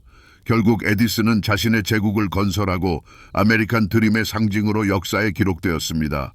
하지만 이 승리의 대가는 바로 그 자신의 그림자였습니다. 그 그림자 속에는 그에게 배신당한 천재의 모습과 상업적 이익을 보호한다는 명분으로 살해된 동물들의 끔찍한 잔상이 영원히 남아 있습니다. 새로운 산업 문명이 오래된 농업 세계와 충돌했을 때 그것은 평화로운 융합이 아니었습니다. 그것은 정면 충돌이었고 존재의 모든 차원에서 펼쳐지는 잔혹하고 피할 수 없는 갈등이었습니다. 건축에서는 시골집의 유기적인 아름다움이나 교회 첨탑의 우아함과 거칠고 실용적인 벽돌 공장의 직사각형 형태가 충돌했습니다. 연기를 내뿜는 공장 굴뚝은 단순히 공학적 구조물이 아니라 하늘과 오랜 전통에 대담하게 도전하는 새로운 세속적인 첨탑이었습니다. 언어에서는 장인정신, 영혼, 영감과 같은 단어로 가득했던 장인의 어휘와 생산성, 인시, 감가상각, 그리고 이익이라는 용어로 구성된 산업가의 새롭고 건조한 어휘 사이의 전쟁이었습니다. 옛세계는 품질로 생각했고 새세계는 수량으로 생각했습니다. 그러나 가장 깊은 충돌은 세계관 차원에서 발생했습니다. 옛 세계는 태양과 계절의 리듬에 따라 살았고 신과 전통이 최고의 권위였습니다. 새 세계는 공장 기적 소리에 무자비하고 똑딱거리는 리듬에 따라 살기 시작했고 그들의 새로운 신은 시계와 회계 장부가 되었습니다. 이것은 통합이 아니었습니다. 그것은 정복이었습니다. 공장은 단순히 마을 옆에 세워진 것이 아니었습니다. 그것은 마을을 집어삼켰고 새로운 일과를 지시하고 사회적 관계를 재편하며 심지어 이제는 작업 교대에 맞춰야 하는 교회 예배까지 자신의 논리에 종속시켰습니다. 하지만 이 혹독한 갈등 속에서 역사가 늘 그러하듯 가장 놀랍고 기묘한 문화적 혼종들이 탄생하기 시작했습니다. 그러한 혼종 중 하나가 바로 새로운 사회 유형, 즉 노동 귀족이었습니다. 이들은 억압받고 비숙련된 프롤레타리아가 아니었습니다. 이들은 새로운 기계들이 어떻게 작동하는지에 대한 신성한 지식을 지닌 엘리트 기계공, 증기기관 정비사, 독학한 엔지니어들이었습니다. 그들은 출신은 노동자였지만 그들의 소득과 더 중요하게는 그들의 사회적 지위는 비교할 수 없을 정도로 높았습니다. 그들은 두 세계를 잇는 다리였습니다. 손으로 일했지만 엔지니어처럼 생각했고 노동자와 고용주 모두에게 존경받았습니다. 이것은 지능과 육체 노동의 교차점에서 탄생한 전례 없는 새로운 계층이었습니다. 또 다른 놀라운 혼종은 바로 건축 자체였습니다. 신흥 부자 산업가들은 옛 귀족들에게 경멸을 받았고 정통성 확보에 절박했습니다. 그리고 그들은 기발한 해결책을 찾아냈습니다. 바로 신세계의 사원인 공장들을 고딕 양식의 성당이나 중세 성곽 양식으로 짓기 시작한 것입니다. 공장 건물들은 첨도 아치 창문과 톱니 모양의 성벽으로 장식되었고 시계탑은 종탑처럼 위장되었습니다. 이것은 초현실적이고 심오한 상징적인 행위였습니다. 세상에서 가장 현대적이고 합리적인 건물이 그토록 맹렬히 파괴했던 바로 그 봉건 시대의 낭만적인 의상을 입은 것이었습니다. 이는 열등감과 거친 힘에 고귀한 외관을 부여하려는 열망에서 태어난 건축적 혼종이었습니다. 마을에서 뽑혀 나와 이 용광로 속에 던져진 평범한 사람들의 일상은 어떻게 변했을까요? 무엇보다도 시간 감각 자체가 바뀌었습니다. 자연적이고 유동적이며 주기적이던 시간이 추상적이고 선형적이며 무자비한 기계의 시간으로 대체되었습니다. 인류 역사상 처음으로 삶은 두 부분으로 명확히 나뉘었습니다. 주인에게 속한 노동 시간과 짧고 오로지 기력을 회복하는 데만 쓰이는 개인 시간으로 말입니다. 오래된 습관들은 사라졌습니다. 사람들은 더 이상 빵을 굽거나 맥주를 만들거나 옷을 짓지 않았습니다. 그들은 소비자가 되어 상점에서 값싸고 규격화되었으며 종종 품질이 좋지 않은 상품들을 사들였습니다. 공동체 축제와 노래 그리고 느린 삶의 흐름이 있던 옛 시골 세계는 파괴되었습니다. 하지만 그 폐허 위에서 새로운 도시 문화가 탄생했습니다. 그 중심은 교회가 아니라 선술집이었습니다. 고된 노동에서 잠시나마 잊힐 수 있고 소식을 교환하며 불행을 함께하는 동료의 어깨에 기대어 위안을 얻을 수 있는 곳이었습니다. 이곳에서는 밭 갈고 수확하는 이야기가 아닌 기계와 광산 그리고 불공정에 대한 새로운 노래들이 탄생했습니다. 이곳에서는 거칠고 날카로운 도시의 속어라는 새로운 언어가 형성되었습니다. 현대 대중문화는 좋든 나쁘든 극장이나 살롱이 아닌 담배 연기 자욱하고 시끄러우며 절망과 희망으로 가득했던 이 술집들에서 탄생했습니다. 이것이야말로 온 민족과 전통이 녹아들어 우리가 오늘날 현대사회라고 부르는 기묘하고 모순되며 에너지 넘치는 혼종을 만들어낸 위대하고도 잔혹한 용광로였습니다. 산업혁명은 비단 새로운 기계만을 낳은 것이 아니었습니다. 그것은 바로 여론이라는 새로운 전쟁터를 만들어냈습니다. 문해율이 높아지고 저렴한 대중신문이 등장하면서 사람들의 마음을 사로잡기 위한 싸움은 특허를 둘러싼 싸움만큼이나 중요해졌습니다. 발명가는 더 이상 작업실에 틀어박혀 연구만 하는 천재에 머무를 수 없었습니다. 이제 그는 대중을 사로잡는 쇼맨이자 공인이며 자기 홍보의 명수가 되어야 했습니다. 그리고 이 새로운 정보전에서 토마스 에디슨을 능가하는 자는 없었습니다. 그는 제품을 팔려면 먼저 신화를 만들어 팔아야 한다는 사실을 가장 먼저 깨달은 인물이었습니다. 에디슨은 자신의 대중적 이미지를 의도적으로 그리고 능수능란하게 구축해 나갔습니다. 그는 단순히 인터뷰에 응하는 것을 넘어 자신의 성격이라 할 수 있는 멘로파크 연구실에 기자들을 들여 언론이라는 거대한 오케스트라를 직접 지휘했습니다.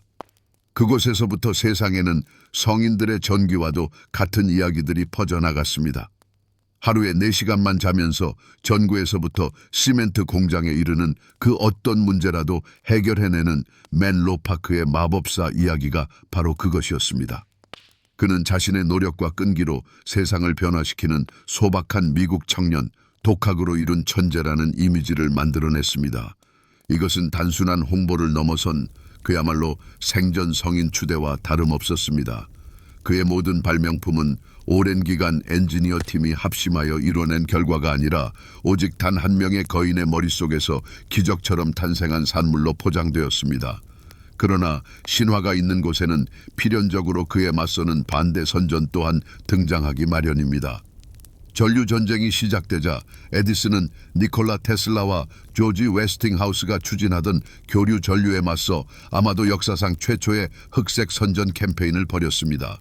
에디슨과 그의 팀은 끔찍한 소문들을 만들어내고 이를 적극적으로 퍼뜨렸습니다.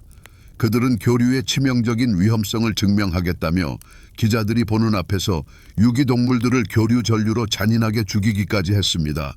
또한 사람들의 의식 속에 경쟁자의 기술을 죽음 그리고 사형과 확고하게 연결시키기 위해 새로 발명된 전기의자의 교류 전류를 사용하도록 로비했습니다. 심지어 전류에 감전되어 죽다는 뜻의 To be Westinghoused라는 동사까지 만들어지기도 했습니다. 적들 역시 가만히 있지 않았지만 에디슨보다 더 섬세하게 접근했습니다. 테슬라와 웨스팅하우스의 지지자들은 자신들만의 반대 선전으로 맞섰습니다. 그들은 에디슨 시스템의 극심한 비효율성과 엄청난 비용을 지적했습니다. 도시에 직류 전류를 공급하려면 팔뚝만큼 두꺼운 구리 케이블과 거리마다 발전소를 세워야 할 것이라고 주장했죠. 논리가 통하지 않는다는 것을 깨달은 테슬라 본인 역시 쇼의 언어로 승부수를 던졌습니다. 그는 자신의 몸에 고주파 전류를 통과시켜 손에 아무런 전선도 연결되지 않은 전구에 불을 밝히는 믿기 힘든 공개 강연을 펼쳤습니다. 에디슨이 죽음의 전류라는 신화를 만들어냈다면 테슬라는 마법의 전류 신화를 창조한 셈이었습니다. 이는 안전하고 강력하며 거의 초월적인 능력을 지닌 전류의 이미지였습니다. 이것은 더 이상 물리학자들의 싸움이 아닌 위대한 환상가들의 대결이었습니다. 그리고 바로 이 지점에서 우리는 정보전의 가장 중요한 원칙을 마주하게 됩니다. 즉, 역사는 승자의 손에 의해 쓰인다는 것입니다. 그런데 과연 누가 승자였을까요? 기술 전쟁에서는 의심할 여지 없이 교류 전류가 승리했습니다. 현재 우리가 사용하는 모든 현대 에너지 시스템은 테슬라의 원리를 기반으로 구축되어 있습니다. 하지만 역사와 대중의 의식 속에서 자리를 차지하기 위한 싸움에서는 무려 한 세기 동안 에디슨이 승리했습니다. 수십 년 동안 학교 교과서에 실렸던 사건의 공식적인 버전은 지극히 단순했습니다. 토마스 에디슨이 전구를 발명하여 세상을 전기로 밝혔다는 것이 전부였죠. 테슬라의 역할은 완전히 묵살되거나 혹은 이상하고 이해받지 못한 실패한 천재의 이미지로 축소되었습니다. 패배한 측의 자료들, 즉 모든 전기 에너지 기술의 토대가 된 테슬라의 수백 개 특허들은 에디슨 신화의 무게 아래 마치 묻혀버린 듯했습니다. 20세기 후반과 21세기 초에 이르러서야 비로소 테슬라에 대한 새로운 관심의 물결 덕분에 역사는 다시 쓰여지기 시작했습니다. 학계와 언론계의 고고학자들은 잊혔던 사실들을 파헤쳤고 역사의 추가 다른 방향으로 기울어지면서 새로운 신화가 탄생했습니다. 바로 테슬라가 부당하게 잊힌 신적인 존재이며 에디슨이 그에게서 모든 것을 훔쳐갔다는 신화였습니다. 늘 그렇듯이 진실은 훨씬 더 복잡합니다. 그러나 이러한 세기적 서사투쟁의 사실 자체가 보여주는 것은 에디슨의 가장 견고한 발명품은 축음기도 영사기도 아니라는 점입니다. 그것은 바로 그 자신에 대한 신화였습니다. 이 신화는 너무나 강력하고 생명력이 길어서 100년 동안이나 실제 역사를 가리고 기술적 진실을 대체할 수 있었습니다. 산업 세계를 탄생시킨 첫 번째 전환점이 와트의 천재적인 효율성 개념이었다면 두 번째 되돌릴 수 없는 지점은 훨씬 더 암울하고 심오했습니다. 그것은 바로 진보라는 개념 자체가 내부에서 배신당한 순간이었습니다. 천재성, 자본, 노동의 위대한 결합이 인류를 번영으로 이끌어야 할 것 같았지만 그 목적이 진보의 열매가 아니라 그 자체의 축적 과정이 되어버린 무감정한 메커니즘으로 변질된 순간이었습니다. 끝없는 무자비하고 그 자체로 목적이 되는 축적 말입니다. 이것은 근본적인 거의 철학적인 수준에서의 배신이었습니다. 이 치명적인 결정은 한 사람이 한 사무실에서 내린 것이 아니었습니다. 그것은 수십 년에 걸쳐 법정 회의실과 이사회에서 숙성되었습니다. 그것은 시대의 가장 중요한 도구인 회사 또는 기업의 본질 자체가 점진적이지만 되돌릴 수 없는 변태를 겪는 과정이었습니다. 시작 단계에서 와트와 볼튼의 모델에서 회사는 유용한 제품을 만들기 위해 재능과 자본을 결합하는 효율적인 방식에 불과했습니다. 이익은 사회에 기여한 것에 대한 보상이었습니다. 그러나 19세기 말에 이르러 특히 미국에서는 끔찍한 돌연변이가 발생했습니다. 기업은 도구에서 독립적인 존재, 즉 법적인 프랑켄슈타인으로 변모했습니다.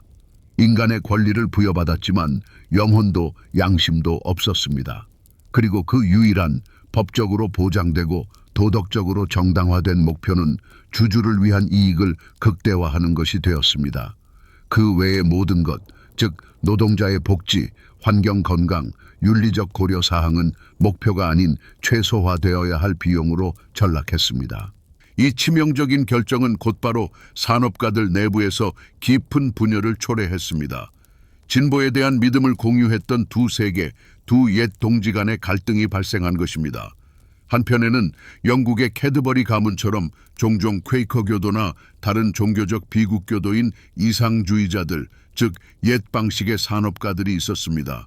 그들은 자신의 부가 신의 신탁이며 사회에 대한 책임이 있다고 진심으로 믿었습니다. 그들은 노동자들을 위해 좋은 집, 학교, 병원을 갖춘 도시 전체를 건설했습니다. 그들은 자신의 사업을 사회적 사명으로 보았고 노동자들을 단순히 부품이 아닌 돌봐야 할 교구민으로 여겼습니다. 그들은 원래의 인본주의적인 진보 사상의 마지막 계승자들이었습니다. 하지만 그들에게는 새로운 훨씬 더 공격적인 종류의 자본가들, 즉 실용주의자들 또는 훗날 강도 귀족이라 불릴 이들이 맞섰습니다. 제이 굴드나 코넬리우스 밴더빌트와 같은 이들이었습니다. 그들에게 사업은 사명이 아니라 규칙 없는 전쟁이었습니다. 그들의 목표는 독점이었고 그들의 방식은 경쟁자들을 무자비하게 억압하고 노동자들을 최대한 착취하는 것이었습니다. 그들은 캐드버리 가문의 이상주의를 순진하고 비효율적인 자선 사업으로 여겼습니다. 그들의 새로운 냉소적인 현실에서는 비용을 절감하고 이익을 늘리기 위해 무엇이든 할 준비가 된 자가 승리했습니다. 그리고 이 새로운 냉소적인 모델은 무자비한 시장 환경에서 훨씬 더 성공적이었습니다. 이상주의자들은 더 이상 규칙이 존재하지 않는 게임에서 규칙대로 플레이하려 했기 때문에 패배했습니다. 이제 우리는 이 두 가지 철학의 충돌에 피로 얼룩진 종지부를 찍고 최종적인 전환점을 알린 상징적인 사건에 도달합니다. 바로 1892년 펜실베이니아주 홈스테드 제철소 파업입니다. 이 공장은 평생 계몽되고 인간적인 자본가의 역할을 하려 애썼고 노동자들의 권리 및 노동조합 결성권을 옹호하는 에세이를 썼던 앤드루 카네기가 소유한 곳이었습니다. 그는 아메리칸 드림과 자본과 노동의 조화에 대한 오랜 믿음에 살아있는 구현체였습니다. 그러나 그의 공장 노동조합이 임금 인상을 요구하자 가면은 벗겨졌습니다. 카네기의 전폭적인 지지를 받은 공장 관리자 무자비한 헨리 클레이 프릭은 단순히 노동자들의 요구를 거부하는 것을 넘어 노동조합 자체를 완전히 없애기로 결정했습니다. 이를 위해 그는 핑커턴 탐정사 소속의 300명에 달하는 무장 용병으로 구성된 사설 군대를 고용했습니다. 밤중에 그들은 바지선에서 상륙하여 공장을 점령하려 했습니다. 그러나 노동자들은 그들을 기다리고 있었습니다. 소총과 심지어 직접 만든 대포까지 사용된 실제 전투가 벌어졌습니다. 양측에서 수십 명이 죽거나 다쳤습니다. 이것은 더 이상 단순한 파업이 아니었습니다. 이것은 축소판 내전이었습니다. 그리고 그 결과는 이미 정해져 있었습니다. 주 정부는 군대를 파견했지만 양측을 중재하기 위해서가 아니라 카네기의 재산을 보호하고 노동자들의 저항을 진압하기 위해서였습니다. 노동조합은 와해되었고 지도자들은 체포되었으며 그 자리는 대체 노동자들로 채워졌습니다. 자본의 승리는 완전하고 무조건적이었습니다. 홈스테드에서의 참패는 단순한 또 다른 노동자 봉기의 진압을 넘어선 것이었습니다. 그것은 사회적 파트너십이라는 개념 자체를 공개적으로 처형하는 상징적인 행위였습니다.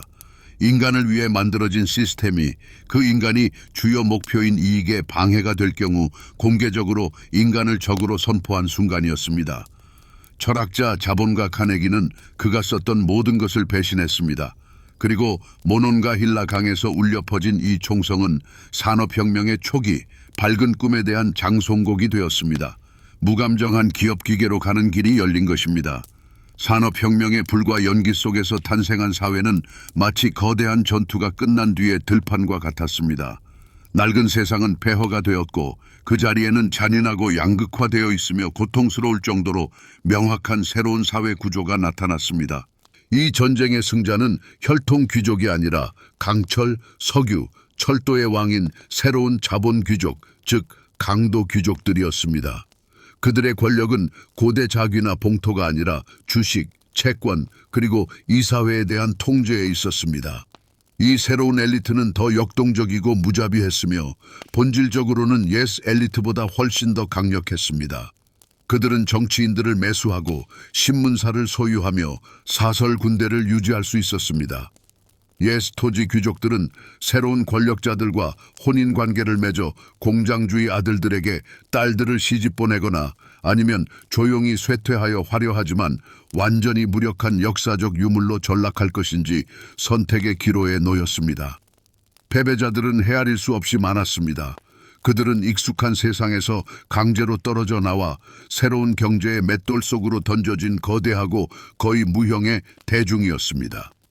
가장 먼저 쓰러진 것은 기계에 의해 그 독특한 기술이 가치를 잃은 숙련된 장인들이었습니다. 그 뒤를 이어 대규모 농업기업과의 경쟁에서 버티지 못하고 은행 대출로 파산한 수백만 명의 소농들이 뒤따랐습니다. 이들 모두는 도시로 몰려들어 칼 마르크스가 프롤레타리아트라고 명명한 새로운 사회 계층의 대열을 채웠습니다. 이들은 자신의 손 외에는 아무것도 가지지 못하여 그것을 푼돈에 팔아야만 하는 사람들이었습니다. 사회는 두 개의 극으로 분열되었습니다. 정상에는 극소수의 엄청난 부자들이, 그리고 바닥에는 주인들의 변덕에 완전히 의존하는 끝없는 고용 노동자들의 바다가 있었습니다. 오래된 세계의 뼈대 위에 전례 없는 강도로 작동하는 새로운 글로벌 경제가 구축되었습니다. 땅속 깊은 곳과 인간 노동에서 뽑아낸 거대한 자원들은 단순히 금괴 쌓이지 않았습니다. 그것들은 즉시 재투자되어 더욱 맹렬하게 진보와 축적의 수레바퀴를 돌렸습니다. 그 자원들은 어디로 향했을까요?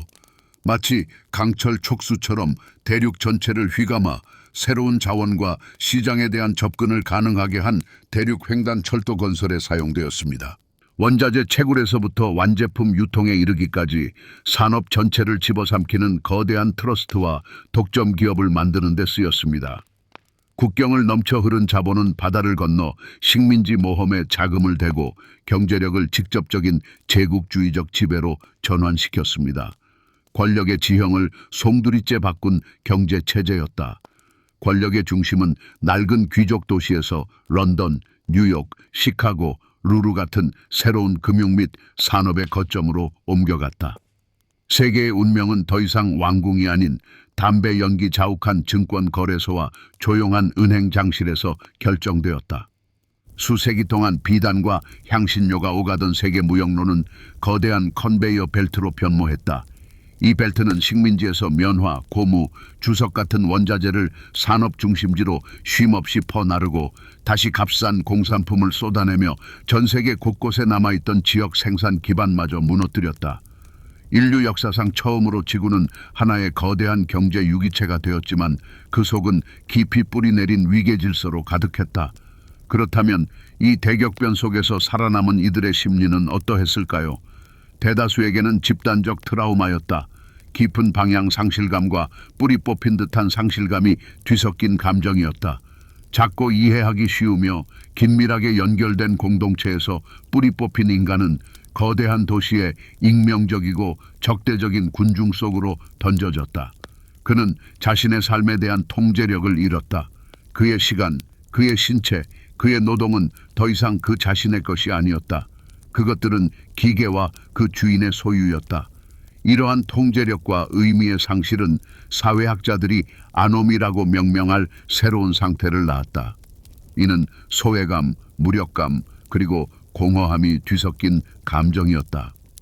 이것은 심리적 진공 상태였고 20세기 가장 급진적인 이념들이 잃어버린 존엄과 공동체 의식을 되돌려주겠다고 약속하며 기꺼이 그 공허함을 채워넣게 된다.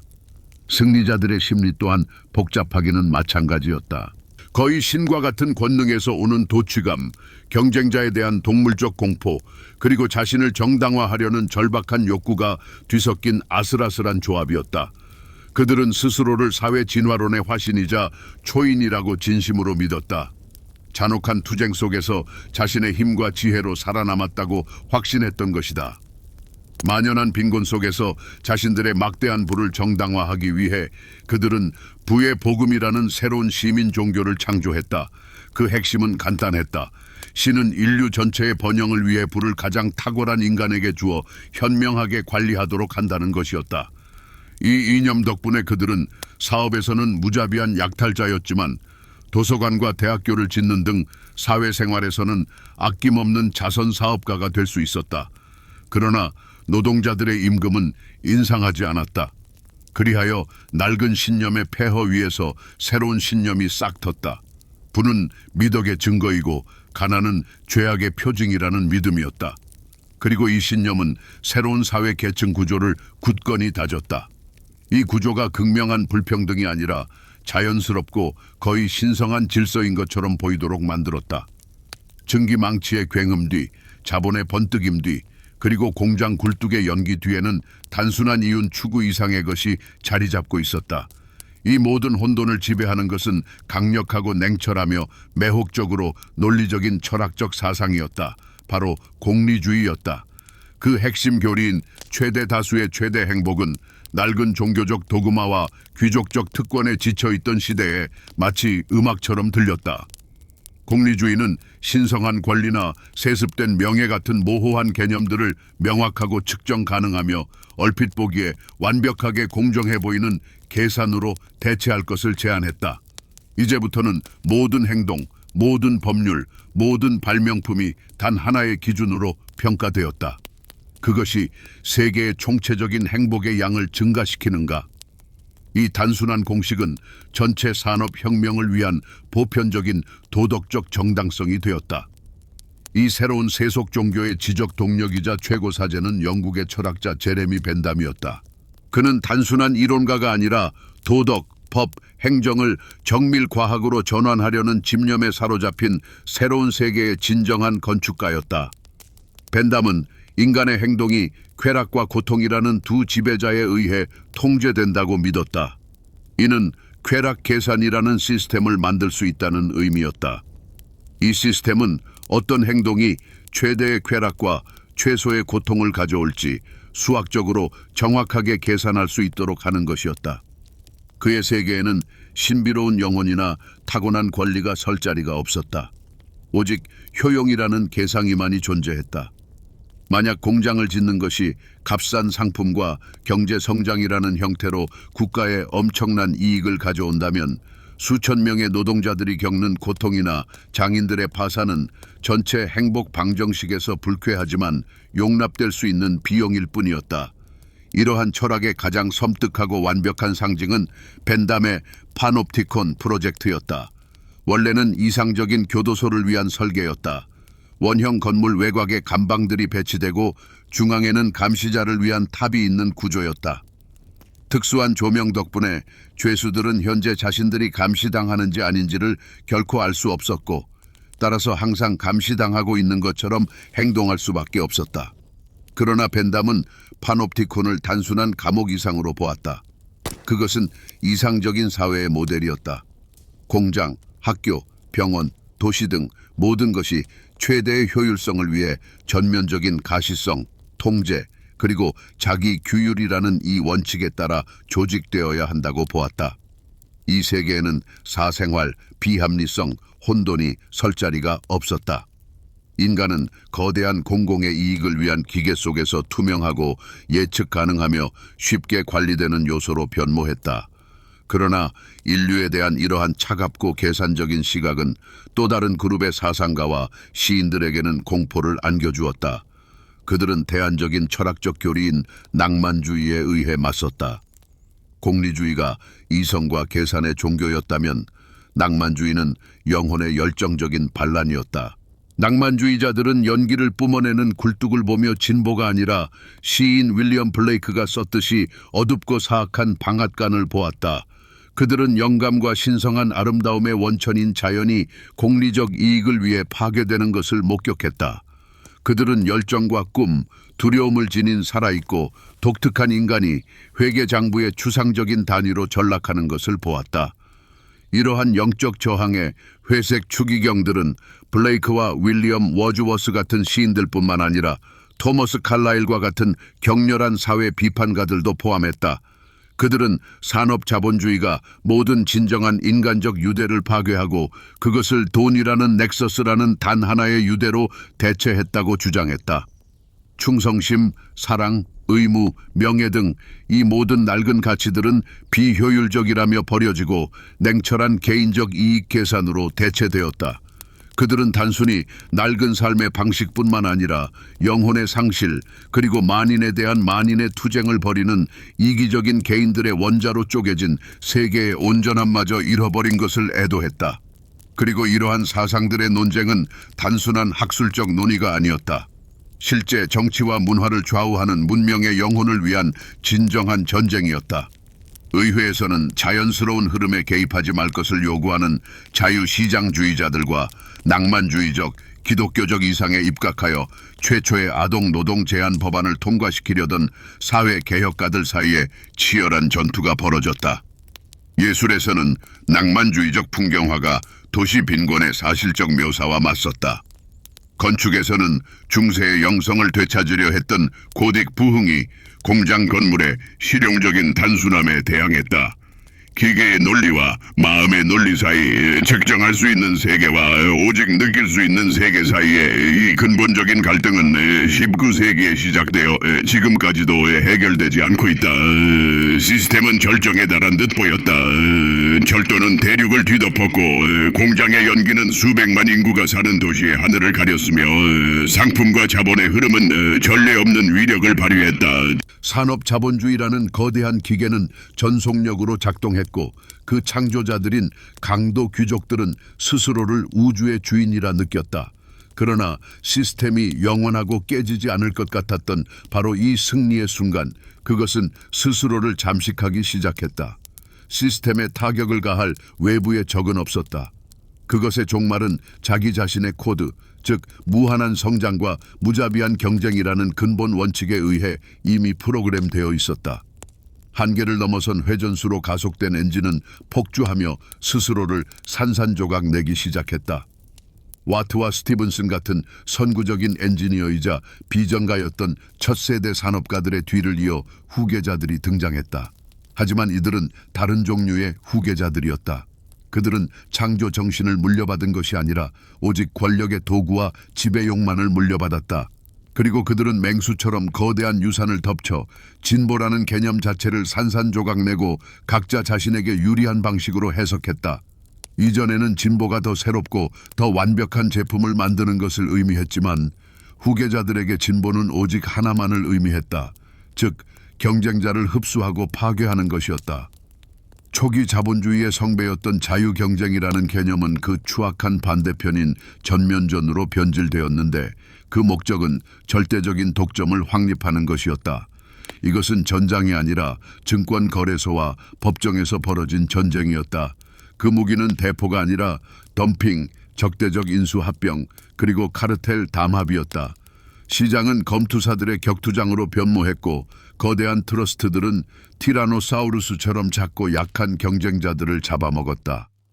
존 록펠러의 스탠다드 오일은 다른 석유 회사들과 단순히 경쟁한 것이 아니었다. 그들은 체계적으로 경쟁자들을 파괴했다. 경쟁자를 파산시키기 위해 가격을 손해보는 수준까지 떨어뜨린 다음 헐값에 사들였다. 자신들을 제외한 모든 이들에게 치명적인 석유 운송 요금에 대해 철도 회사들과 비밀리에 담합했다. 유전에서부터 주유소에 이르기까지 전체 유통망에 대한 완전한 통제권을 확립했다.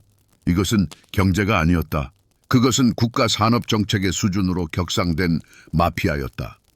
그러나 이 냉소와 독점의 왕국에서도 마지막 저항의 불꽃, 즉 옛 세계의 마지막 조각들이 남아 있었다. 그들은 독립적인 발명가들, 작은 가족 기업들, 그리고 여전히 원래의 아이디어를 믿었던 엔지니어들이었다. 그들은 진정으로 참된 교리, 즉 지갑의 크기가 아니라 제품의 품질로, 암묵적인 담합이 아니라 뛰어난 공학적 사고로 승리해야 한다는 교리의 마지막 계승자들이었다. 그들은 최선의 제품이 항상 구매자를 찾을 것이라고 순진하게 믿으며 계속해서 창조하고 발명하고 개선했다. 그들은 명예규칙이 오래전에 잊혀진 세상의 마지막 기사들이었다. 그들의 몰락은 영웅적이지 않고 일상적이었으며 그래서 더욱 비극적이었다. 그들은 바리케이드에서 총살당하지 않았다.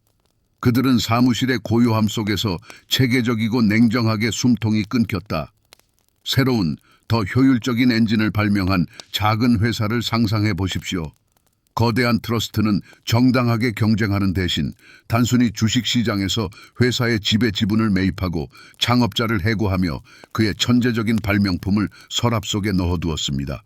왜냐하면 그것을 도입하는 것은 너무 비쌀 뿐만 아니라 자신들의 독점적인 권력의 안정성을 해칠 것이기 때문이었습니다. 또는 트러스트는 작은 회사가 소모전에서 버틸 수 없어 파산할 때까지 자신들의 제품을 손해를 감수하고 팔아치우는 가격 전쟁을 시작했습니다. 혁신으로 탄생한 시스템이 혁신을 체계적으로 죽이기 시작한 것입니다. 이 영웅적인 시대의 종말을 상징하는 것은 한 개인의 죽음이 아니라 새로운 거대 기업들에 의해 지워진 수천 명의 이름 없는 발명가들과 소규모 산업가들의 이야기였다.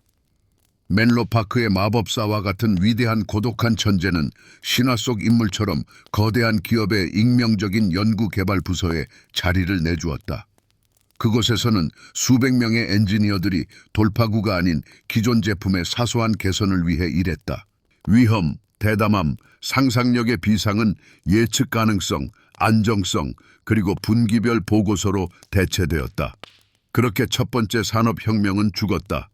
외부 적의 공격이나 프롤레타리아트의 봉기가 아니라 자연적인 엔트로피에 의해 그 자체의 내적 논리가 스스로를 부정하는 결과를 초래했다. 자유경쟁은 독점을 낳았다. 그리고 독점은 살아남기 위해 자유경쟁과 그것을 낳은 발명 정신을 파괴해야 했다. 살아있고 들끓으며 혼란스러웠던 독립적인 창조자들의 세계는 고요하고 질서정연하며 완전히 생명 없는 묘지로 변모했고 그 위에는 전능한 트러스트들의 이름이 새겨진 거대한 몇 개의 비석만이 솟아 있었다. 위대한 시스템은 자신의 자식들을 삼키고 스스로의 전능함에 질식해버렸다. 거대한 시스템이 스스로를 개걸스럽게 삼켜버리고 고독한 천재들의 영웅시대가 저물며 무색무취한 기업의 왕국이 도래하자 19세기의 유산은 잊혔다기보다는 알아볼 수 없을 정도로 왜곡되고 말았습니다. 그리고 20세기가 도래했습니다. 컨베이어 벨트, 세계대전, 그리고 국가주도 초대형 프로젝트의 시대였습니다. 이 새로운 세상에서 독립적이고 위험을 감수하는 발명가이자 기업가의 모습은 시대에 뒤떨어진 거의 우스꽝스러운 존재처럼 보였습니다. 에디슨, 테슬라, 와트, 그들은 청동 기념비로 변해버렸고 학교 교과서 속 먼지 쌓인 초상화에 불과했습니다. 개인적인 드라마와 비도덕적인 타협으로 가득했던 그들의 격동적이고 혼돈스러운 역사는 진부한 진보 이야기로 순화되어 버렸습니다. 가장 중요하게 잊힌 것은 바로 그 시대의 정신 그 자체였습니다. 20세기는 집단주의의 시대가 되었습니다. 위대한 돌파구는 더 이상 차고나 지하 실험실에서 이루어지지 않고 벨 연구소나 로스앨러모스 국립연구소처럼 거대한 국가나 기업이 자금을 지원하는 연구센터에서 이루어졌습니다. 거대한 연구기계의 한 부품에 불과한 흰 가운을 입은 익명의 과학자가 카리스마 있고 기이한 독불장군 천재의 이미지를 완전히 대체했습니다. 진보는 자발적이고 예측 불가능한 것이기를 멈추었습니다. 그것은 계획적이고 관리되며 관료적인 것이 되었습니다. 이 새로운 질서정연한 세상에서는 테슬라나 에디슨 같은 거물들이 설 자리는 더 이상 없는 듯 보였습니다. 그들의 유산은 잊힌 것이 아니라 조직화된 과학과 기업 관리의 무게에 짓눌려 파묻히고 말았습니다. 그런데 거인들의 시대가 영원히 사라진 듯 보이던 그때 믿을 수 없는 일이 벌어졌습니다. 1970년대 말 캘리포니아의 작은 도시 로스엘토스에 있는 한 소박한 차고에서 스티브 잡스와 스티브 워즈니악이라는 두 명의 젊은 반항가들이 일종의 강령술을 펼쳤습니다. 그들은 19세기의 정신을 되살려냈습니다. 그들은 복잡하고 오직 기업과 군부에만 접근이 허용되었던 기술, 즉 컴퓨터를 가져와 그것을 모든 사람의 손에 쥐어주겠다는 대담하고 거의 미친 듯한 목표를 세웠습니다. 그들의 착오는 새로운 맨로파크가 되었습니다. 그들의 첫 컴퓨터인 애플 원, 즉 무릎 위에서 조립된 그 컴퓨터는 새로운 백열전구가 되었습니다. 이것은 단순한 기술 혁신이 아니었습니다. 이것은 거인들에게 도전하여 세상을 바꿀 수 있는 고독한 발명가에 대한 위대한 신화의 재탄생이었습니다. 이 재발견의 효과는 폭발과 같았습니다. 실리콘밸리는 디지털이라는 새로운 산업혁명의 무대가 되었습니다. 그리고 그 주인공들은 이름 없는 엔지니어들이 아니라 다시금 100년 전처럼 발명가의 재능, 기업가적 수완, 그리고 쇼맨십을 겸비한 카리스마 넘치는 창업자들, 선구자들이었습니다. 20세기 중반에는 보수적이고 신중했던 벤처 캐피털은 다시 위험을 감수하고 대담하게 변했으며 냅킨에 휘갈겨 쓴 미친 듯한 아이디어에도 수백만 달러를 투자할 준비가 되어 있었습니다. 새로운 시대의 수사학 자체는 과거에 대한 언급으로 가득했습니다. 혁명, 돌파구, 세상을 바꾸다와 같은 표현들로 말이죠. 역사는 완전한 순환을 그렸고 19세기의 정신은 마치 병에서 풀려난 진이처럼 되돌아와 다시 지구를 재편하기 시작했습니다. 하지만 늘 그렇듯이 새로운 시대는 과거의 아이디어를 완전히 자기식으로 해석하며 자신에게 편리한 새로운 의미를 부여합니다. 디지털 혁명은 고독한 영웅 신화를 열렬히 받아들였지만 그 이면에 드리워진 어두운 면모와 가혹한 배경은 망각했습니다. 19세기의 영웅들은 강철, 증기, 구리와 같은 거칠고 다루기 힘든 물질을 다루었습니다. 그들의 세계는 물리 법칙의 세계였습니다. 반면 새로운 영웅들은 코드, 정보, 알고리즘처럼 무게없고 순수하며 추상적인 것을 다루었습니다. 이는 새롭고 깨끗하며 거의 무균 상태의 신화를 탄생시키는 데 일조했습니다. 이 신화 속에는 더 이상 석탄 먼지, 아동노동, 파괴된 삶, 환경 재앙이 들어설 자리가 없었습니다. 파괴적 혁신은 유행어가 되었지만 그것은 낡은 사업 모델의 파괴를 의미했을 뿐 실제 인간의 삶이나 공동체의 파괴를 의미하지는 않았습니다. 이러한 잘못된 해석은 위험한 환상을 낳았습니다. 우리는 19세기의 야망, 기술에 대한 믿음, 그리고 천재 숭배를 가져왔습니다. 하지만 세상을 바꾸는 이들에게 부여되는 막대한 사회적 책임이라는 가장 중요한 교훈, 즉 그 시대의 비극적인 경험은 외면했습니다. 우리는 약탈 귀족의 성공을 찬양하는 법을 배웠지만 그 성공의 대가는 보지 못하게 되었습니다. 새로운 시대는 과거에서 자신에게 유리한 것만을 취하여 아름답고 영감을 주지만 위험할 정도로 편향된 신화를 만들어냈습니다. 이 신화는 우리가 이제 막 그 결과를 깨닫기 시작한 새로운 글로벌 변화의 순환을 위한 훌륭한 정당화 역할을 합니다. 그리고 이제 첫 번째 조악한 증기 펌프에서부터 스마트폰의 우아한 인터페이스에 이르기까지 이 거대한 여정을 거쳐 우리는 다시 출발점으로 돌아왔습니다. 한 바퀴를 돌아 제자리로 돌아온 우리는 놀랍게도 19세기에 모든 것이 시작되었던 그 문제들이 이제 새로운 디지털 옷을 입고 우리 앞에 다시 우뚝 서 있음을 발견합니다. 불평등 문제요? 오늘날 초거대 기술 엘리트와 나머지 인류 간의 격차는 약탈 귀족 시대와 맞먹는 수준에 이르렀습니다. 독점 문제요? 오늘날 몇몇 거대 IT 플랫폼은 존 록펠러조차 꿈꿀 수 없었던 정보와 시장에 대한 권력을 휘두르고 있습니다. 인간 노동의 가치 하락 문제요? 인공지능은 블루칼라뿐만 아니라 화이트칼라까지 대체할 위협을 가하며 경제에서 인간 기술의 가치 자체에 의문을 제기하고 있습니다. 우리는 다시 소수의 사람이 수십억 명의 삶의 방식을 결정하는 세상에 놓이게 되었습니다. 여기서 우리 역사의 가장 중요한 풀리지 않는 역설이 드러납니다. 산업혁명은 위대한 해방 프로젝트로 시작되었습니다.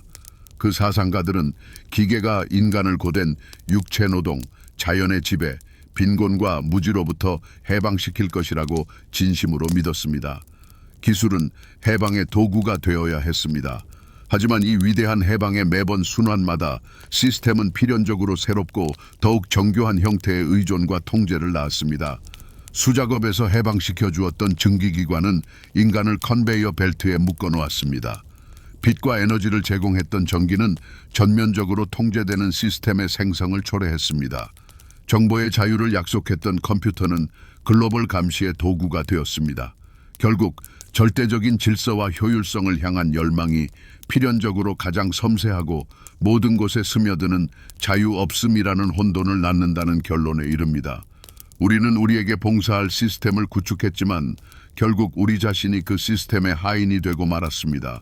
우리를 위해 작동할 기계를 만들었지만 우리 자신이 기계의 리듬에 맞춰 일하기 시작했습니다. 기술이 우리에게 더 많은 자유시간을 줄 세상을 꿈꿨지만 24시간 내내 연결되어 있고 알림의 홍수 속에서 영원히 일하는 세상을 얻었습니다. 하나의 우리에서 벗어나려는 모든 시도는 결국 더 넓고 더 편안하며 따라서 더 눈에 띄지 않는 새로운 감옥을 스스로 건설하는 결과로 이어졌습니다.